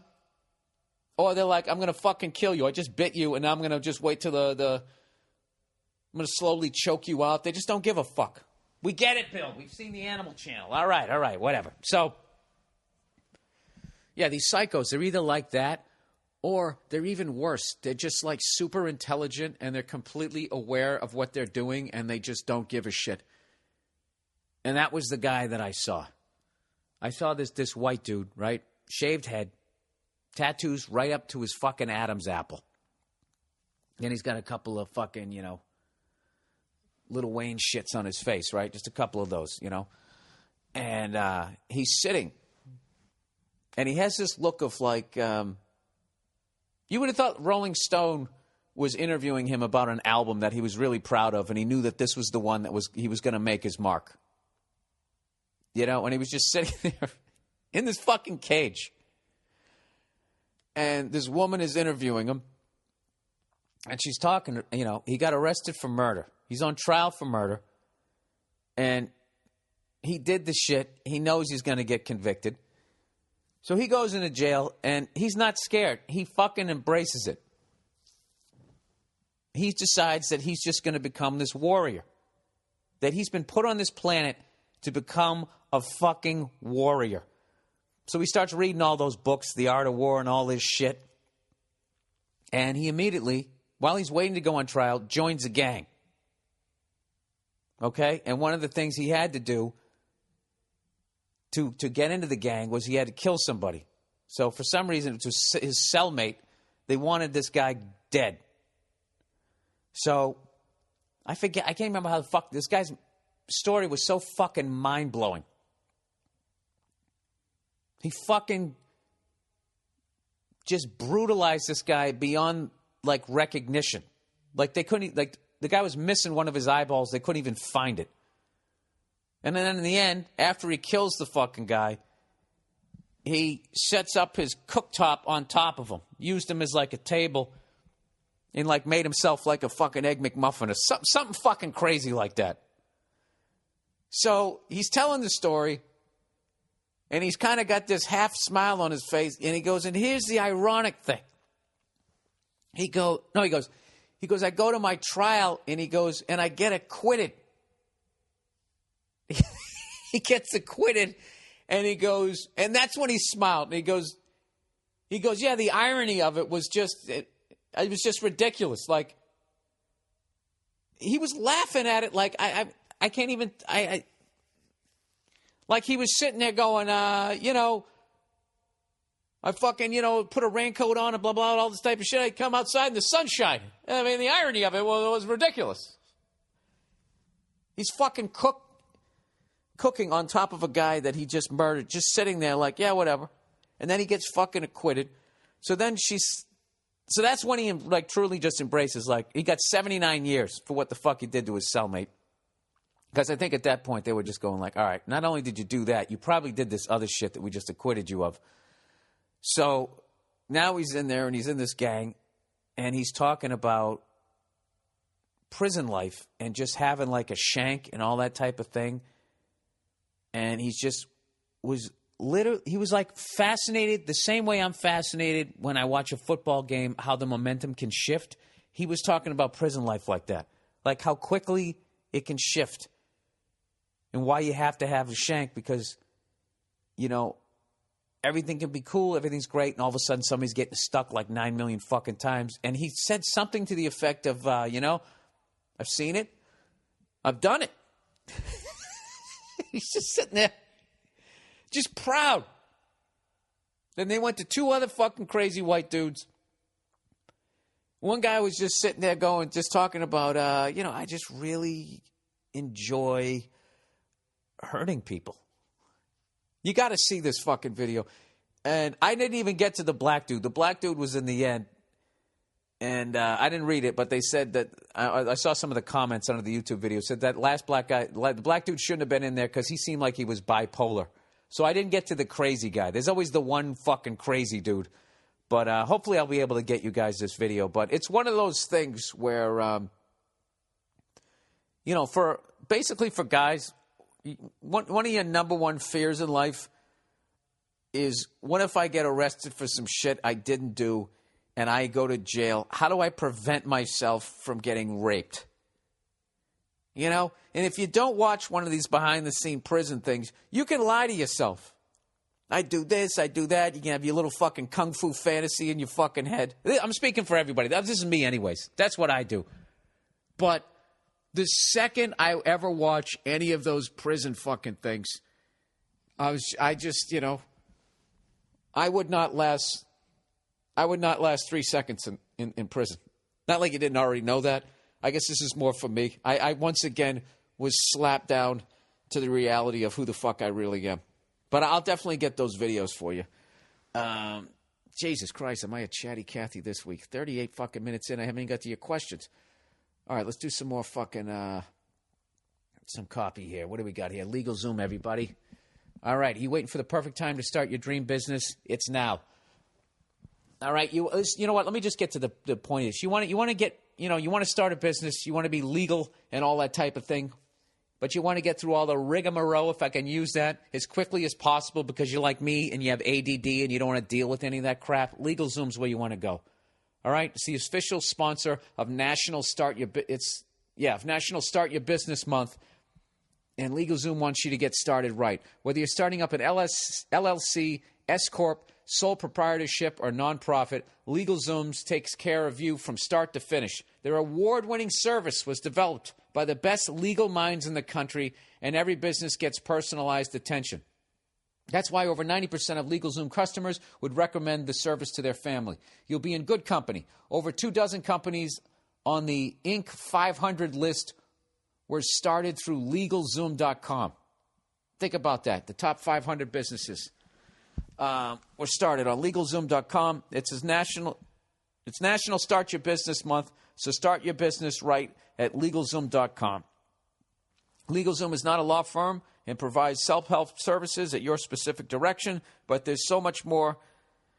Now every LLC and incorporation package includes easy-to-use business accounting software, a $269 value for free. Be sure to enter Burr, B-U-R-R, in the referral box at checkout. Start your business, protect your family, and safeguard your assets at LegalZoom.com today. And lastly, Stamps.com, everybody. All right. If you don't listen to this every week and you're still going to the post office, doggone it, I'm here to help. If you haven't heard yet, postage rates have changed again. You know what that means. The post office will be even more crowded than usual. Everybody going down there to get their 2.5-cent stamp to add to the other one and all that crap. That's why you need Stamps.com. Stamps.com makes it easy for you to not have to go to the post office ever again. Everything you would do at the post office, you can do right at your desk. Buy and print official U.S. postage for any letter or package using your own computer and printer. And Stamps.com always updates the postage rates for you automatically. So you will always get the exact postage you need the instant you need it. You never have to go to the post office again. It's a dream. All right, I've been using Stamps.com for almost a year now, sending my DVDs out to the clubs. I've had zero problems, and I don't have to stand in line at the post office. It's awesome. Right now, use my last name, Burr, B-U-R-R, for this special offer. No risk trial, plus a $110 bonus. It includes a digital scale and up to $55 free postage. Don't wait. Go to Stamps.com before you do anything else. Click on the microphone at the top of the homepage and type in Burr. B-U-R-R, that's Stamps.com, enter Burr. All right, let's get to your questions for the week here. Oh, did anybody see the Montreal Canadiens Ottawa Senator game? That was some old school refereeing. That used to happen all the time back in the day. Not so much anymore. That was classic. Ottawa ties the game up 2-2. All of a sudden the refs wave it off. No goal. Goalie interference. You know, and I know what people are saying. Well, what about the goalie interference in the Bruins-Toronto game? I'll tell you this. At least Tuukka Rask got hit. He was outside of the crease. Bad call. Bad call. Should not have been a disallowed goal. 100% agree with Maple Leaf fans. But come on, Maple Leaf fans. I know you hate the Canadians too. You got to admit, at least Rask got fucking hit. Fucking Canadians goalie. Nobody even touched him. Classic. Put him on the power play. Third period of any Montreal game the entire time I was growing up. 2 minutes, goalie interference, too many men on the boarding.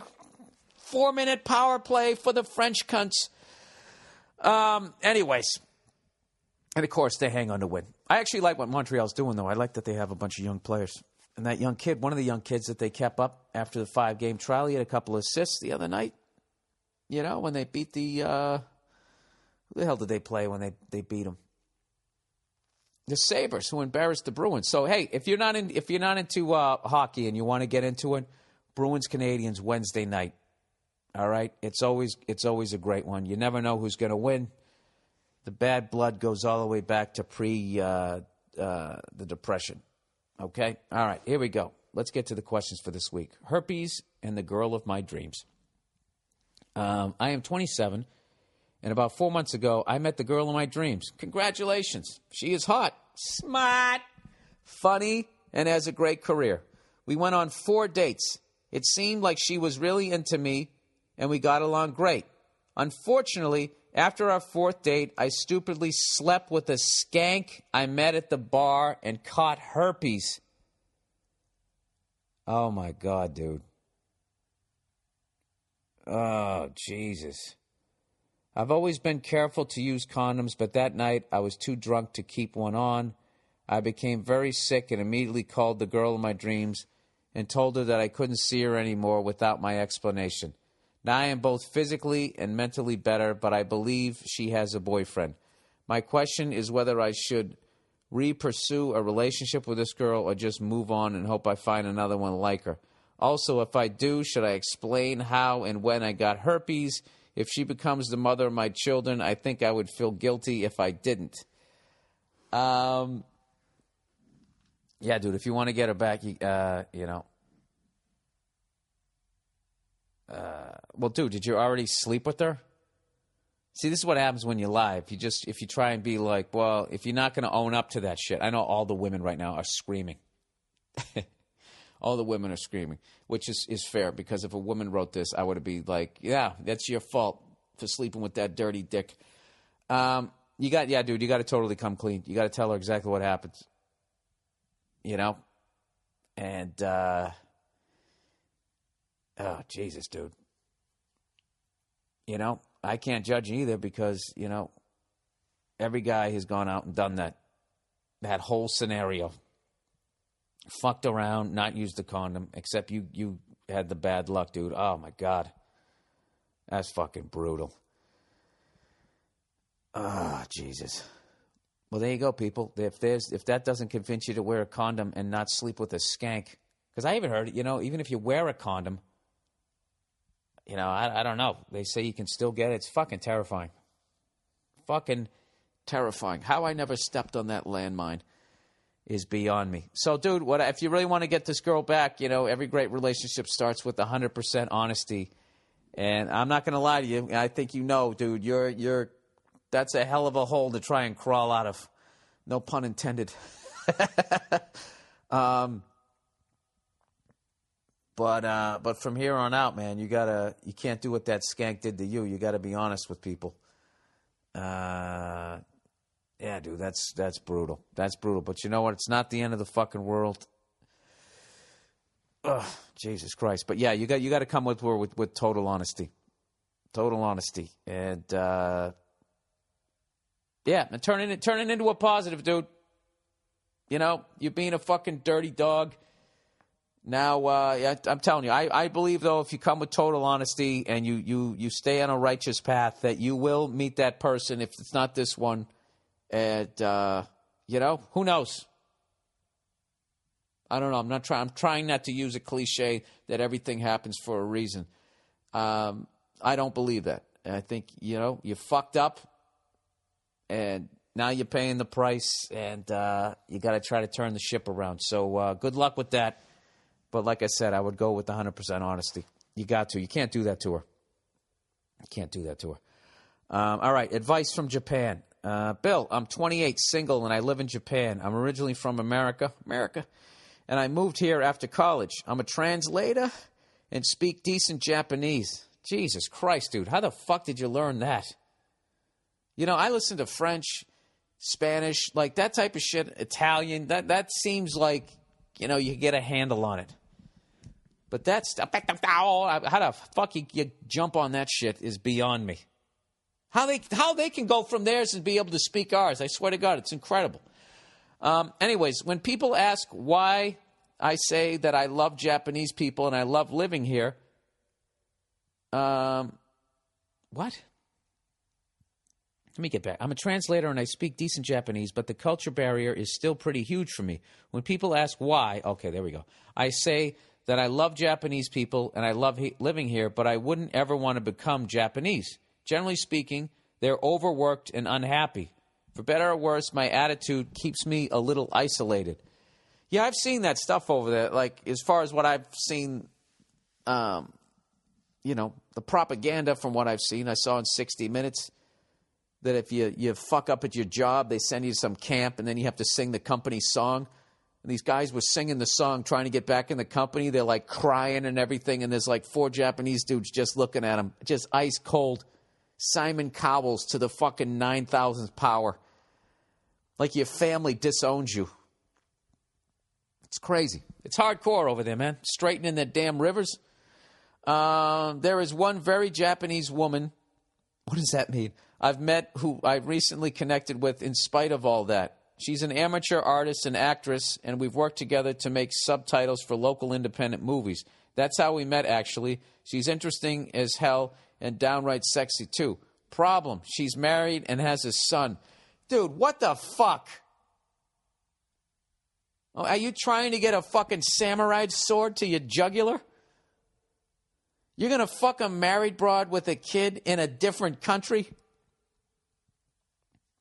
Dude, I don't know anything about the Japanese culture, but if you can lose face for not having enough paper clips at your goddamn desk and get sent to a borderline death camp and you got to sing a fucking song to get back into the company, how much face do you lose if Round Eye fucks your fucking woman?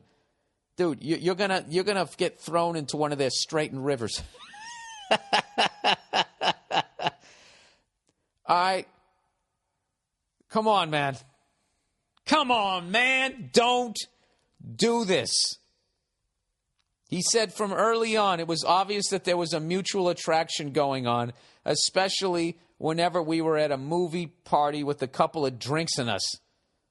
Like any guy would, I wanted to sleep with her, but I didn't dwell on it. Good for you. It never seemed like it was in the cards, but we were working together. We kept each other when we were working together, we kept each other at arm's length.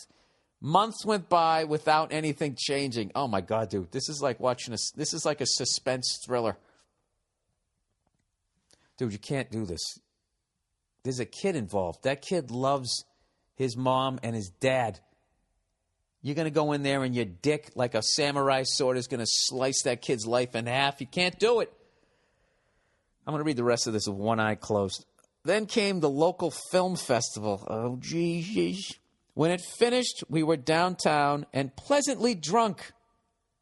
And the last trains that run every night were long gone. Well, isn't that convenient?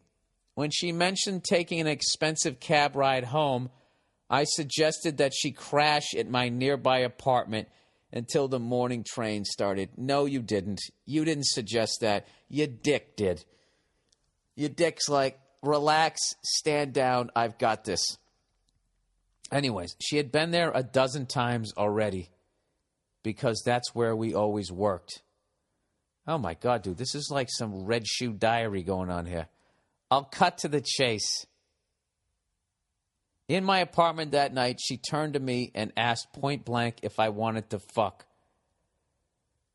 Wow, dude, at that point, I think all bets are off. Okay? Because I thought you were kind of seducing this girl. Now she's just like, oh, Jesus, well, maybe you should have.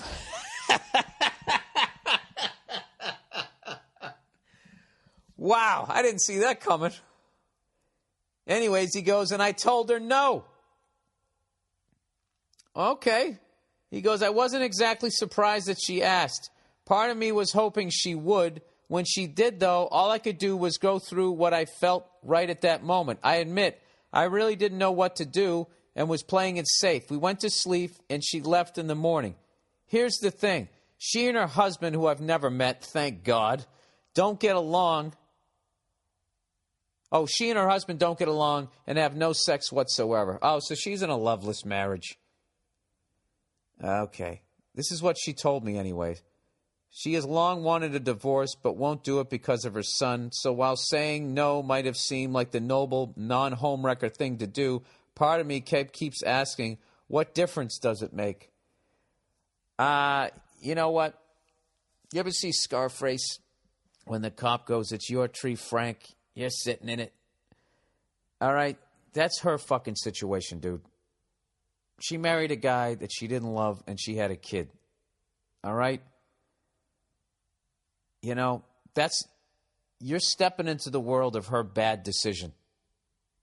Now, think back when you were a kid, and you thought about meeting the woman of your dreams. Is that the way it went down? I'm not trying to shit on this thing here, but, like, you know, I think she needs to be free and clear if you're actually thinking of getting into a fucking relationship with this person. If you're just thinking about banging her, I don't know, dude. I don't know. The fucking kid. Look, if there was no kid involved, have at it. But there's just something, there's some kid sitting at home in some racing car bed, you know, loving his mom and his dad. I don't know. Do you really want that on your resume? Anyway, he goes, then there's the fact that our friendship suffered anyways because ever since that night, she's scaled back all the contact with me. They say that affairs never end well, but this isn't ending well either. I don't know. I just feel like maybe I should have fucked her. Now, if you've trusted guy friends say they would have. Of course they would have. I would have. I know I would have. If I was drunk and she said that, but the kid, I don't know if I could have blocked out the kid. I am a piece of shit, but I don't think I'm that big a piece of shit. I'm just being honest. All right?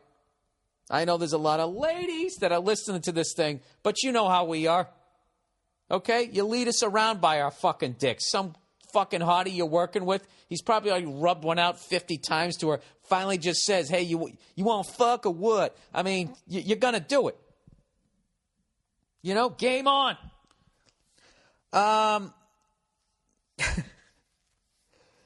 You know, and for any woman who gets mad at me, that's some of the most honest shit about men you're ever going to fucking hear. So go fuck yourself and your email that you send to me, okay? God bless you.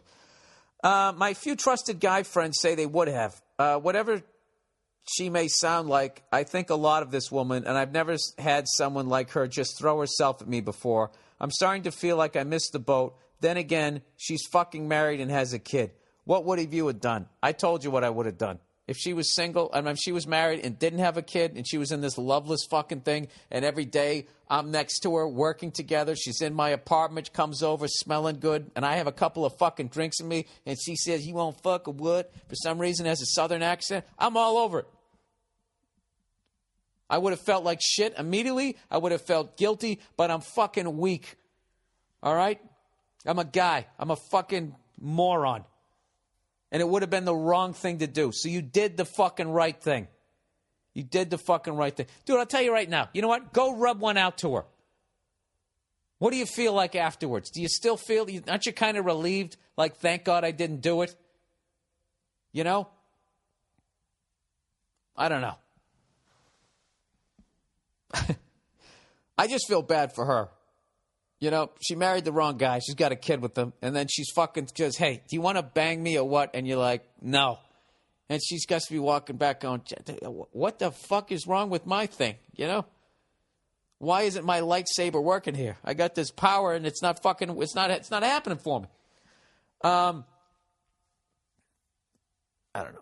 I can tell you how to get that train back on the tracks, but I don't want to do that to you. So don't do it, dude. There's a kid involved, okay? Even I have standards. You got to have some sort of standards. All right? Where you just shout your dick back into your pants. Like, hey! I said stand the fuck down! You know? You got to have some sort of something. All right? Look. She's eventually going to leave that guy. She is. But I'm telling you, dude, that's not your fucking... Get the fuck out of there. All right? Get out of there. What do we got here? 57 minutes in. Here we go. Sticking it to the ex. Should I? All right. Right out of the gate, I can tell you no, but let me hear the story. I'm 28, and I found out about you and... I'm going to get right to it. My ex-wife and I had been together for about 5 years before we decided to get married right after university. Her family was religious, so we couldn't live together first, so that seemed like the next step. As a new grad, was working hard trying to get work in my field and basically starting at the bottom but slowly getting my footing. She was working at the same bank she had since high school and through university and was finally moving up the ranks. Fast forward a year and a half into our marriage, and she's getting promoted to manage a bank downtown. She gets a good raise, and things are looking good for me, or so I thought. Then a week after she starts this job, she lays it on me. She wants to know what it's like to be single again. She never really wanted to get married, and apparently she feels that the spark isn't there anymore. There's no other guy, but she just doesn't like who I am anymore, and there was nothing in the 6 years of us being together worth saving. Oh, Jesus. Well, listen, kudos to her for being fucking honest and not wasting another 5 years of your life. So he goes after some self-reflection and a bit of counseling, a bit of boozing with friends, and an amazingly insightful mushroom trip, I realized this is a blessing in disguise. She doesn't like who I am anymore, like there was something wrong with me other than taking her shit and being committed to her for almost 6 years. Okay, this is understandable anger. I get it. Get it out of you. He says, fuck her. We had no kids, not many assets at this point, a dog that I get. It was a get-out-of-jail card, a guilt-free way a guilt-free way, clean way to get out from under the hoof of an oppressive cunt of a wife who had turned me into a shadow of my former self, content with being fucked maybe once a month. We both move out and put our place up for sale. All right. Now I don't think that this guy really feels that this woman is a cunt. He's just saying this because she fucking dumped him. He goes, I immediately gave myself a no-contact policy, blocked her on Facebook, and could only talk about business with her until we got through the separation negotiations in June. There you go. It's a strong move. I like it. Then silence. The other policy I gave myself was to say yes to any opportunity that was presented. This helped me make this past summer the best of my life, full of trips and sleeping with new girls, hotter and younger than her. Older and uglier, it didn't matter. I was saying yes. Well, for the love of God, wear a condom, sir. Even after finding out from one of her friends a few months later that she had been dating/living with this guy she had worked with since about a month after she left me. Yeah, this girl is like, she goes from relationship to relationship. Anyways, he said, I didn't break the no-content policy. I didn't want her to think I gave two shits about her anymore. This guy, by the way, I had met on many occasions at work functions, and even when it came out for her birthday that year, I fucking told her that this dude is into you. I don't like him. But she would say, oh, he's just a friend. He's a fucking snake in the grass. Oh, this guy, he's like so angry he's not even writing in complete sentences. He's this fucking snake in the grass, but she's a whore. I'm not an idiot, so I can guess that this wasn't just a lucky coincidence. They both happened to be single together, and likely why things moved so fast. Regardless, I kept to my policy. Now, almost a year later, I'm in the best shape of my life after losing 40 pounds. Good for you, man. Good for you. This is great. Just started a new job where I make as much as her and in my field. Have a hotter girlfriend and have won all the mutual friends we had that were worth keeping. So why do you need revenge? He goes, all is good, but I've been feeling like a bit of a bitch for not taking her to task on all of this shit, especially now that we've been separated for almost a year and soon can be legally divorced in Canada. I think it's time to finally confront her and break her. So I would like to take this bitch down, and my advice on how to go about it would be great. Sorry about the length, and thanks for any help. Dude, you're already taking her down. They say the greatest revenge is a life well lived. You're doing it. You lost 40 pounds. You have a hotter girlfriend. Just keep saying yes. I go easy with the sleeping around, dude. You don't want to catch anything, man. But, you know, just go live your life. Leave her in the dust. Okay? She's going to check out your Facebook page. She'll see your pictures. You really want to get back at this girl? Don't ever talk to her again. And just live this awesome life. Marry a beautiful woman. Keep yourself in great shape. And just know every once in a while she's going to check in. And I guarantee you, unless this guy, they just had this ridiculous spark at work, then God bless him. She found who she should have been with, as will you. And it's all good. Or she's a serial monogamous, whatever the fuck it is. I'm so dumb. She goes from relationship to relationship. And eventually this dickhead snake in the grass at the bank is going to get the same speech. Or he might give it to her. He might be one of these creeps that it turned her on that she's in a relationship and he can be fucking banging this chick. You know? Fuck them. Fuck them with their banker sex. They probably have to wear masks, you know? Have some sort of ritual. Anyways, yeah, dude, don't do that. Don't do that, because you know what you're doing when you walk up to her and you fucking go, let me tell you something, you fucking cunt, blah, blah, blah, blah, blah. Women are too smart for that shit. She's just sitting there going like, wow, he still does care. Wow, he lost that weight because of me. Not because he's actually a better person than I thought he was. All right? Don't do that. She wins. If you confront her, she fucking wins. Just keep doing what you're doing. Yelling at her like she's in the room, but she isn't. Scream at your windshield. Okay? But keep saying yes in life. Keep going after your dreams. And just live this fucking awesome life. And maybe one day, who knows, you go to the same mall, you show up with your hot wife and your beautiful kids. She shows up, she's fat, you know. Then you'd be like, just give her a nod. Hey, that's what you could have been with Johnny Six-Pack over here. Oh, and you just keep going. You take your kids for an ice cream and you get yourself a sherbet.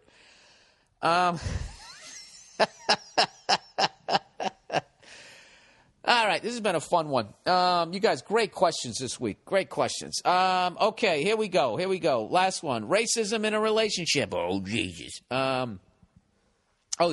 She says questions for you and the lovely Nia if she's there. Fuck. She isn't here. My boyfriend of a month told me that his mom is racist and his grandpa is racist to the point where he would disown my boyfriend. He says he's not racist, but he shrugs off family comments and is very non-confrontational. I'm not fully black. I'm like what I like to call African. My mom is from Kenya. My dad is French Canadian. I live in Canada, so I'm not used to racism. In fact, I'm so confused when somebody calls me the N-word. I can't help but think my family's from Africa. They should use the term, oh yeah, I've heard of that term, which I'm not going to do. I'm not going to say it on my podcast because that's just going to give morons, I don't know. They'll probably figure out what it is, but they're not going to learn it from me. Anyways, he says, I'm so stupid when it comes to people being racist towards me. I don't even know how I'm supposed to react. Obviously, I'm hurt, and I'm sure there's some obligation I have to stand on behalf of the belittlement of society. But what do I say to what? Wait a minute, let me read that more. I'm sure there's some obligation I have to take a stand on behalf of the betterment of society, but what do I say to him or his family? I don't know what I should do. My boyfriend is worth fighting for, but family is irreplaceable, and I don't want to rip his apart because his needs to be there for him if I can't. Thanks. I don't. Yeah, you would like to think that he would step up there. I don't know. Look, when it comes to your grandparents, what are you going to do? You're going to change 80 years. They are how they are, But your parents, that's a harder issue, which obviously could grow into a bigger issue if you get even more serious. I don't know. I think that you should be with somebody who has your fucking back. And I think you need to sit down with him and tell him that he needs to have your back and that his parents need to accept who the fuck he's dating. Or you're going to move on and get with somebody who's more of a fucking man and can, if you're with somebody, they got to be with you. Okay? He is in an awkward position, but he needs to sit down and have a talk with his parents. His grandparents, that's a fucking wash. You know what I mean? Old people are always bitching. They're bitching about everything. So, whatever. Grandparents came up in a time where if you were Irish and she was Italian, they would flip out. If you were Protestant and this person was Catholic, like they were separating to that level. But yeah, I think you need to have a talk with them. And if that ends it and he goes his separate way, then you know what? You got off easy because eventually it would have come to a head and you wouldn't have been happy. All right? Regardless of whether it's a race issue or whatever, the person you're with has to have your fucking back on the big shit, okay? The little stuff about doing dishes and arguing about that's just crap that you argue about. But something like that is, that's the whole thing holding the fucking thing together. If that's the foundation. If that's not there, then you're wasting your time. And you only get one life, and you shouldn't be wasting fucking time. So that's my advice, all right? And that is the podcast for this week. Thank you, everybody, for listening. And now the weird sadness of football is over. The stunned that Monday you wake up, and it's fucking over. There's not a game next week. It's brutal. So my suggestion this week, get into NBA hoop or the NHL. If you want to get into the NHL, I cannot recommend the NHL Center Ice package enough. Pick a team, learn all their players and that type of shit. It's a fucking beautiful game, and I'm so happy it's back. And I'm telling you, Canadians, Bruins, even when both those teams suck, it's always a great game, and neither team sucks right now. Canadians are playing great. They're rebuilding their team. They got all this young talent, and the Bruins are the Bruins. We're playing great ourselves, other than that fucking game against the Sabres. Whatever. Pull up a chair, watch a game. All right, go fuck yourselves. Have a great week. I'll talk to you later.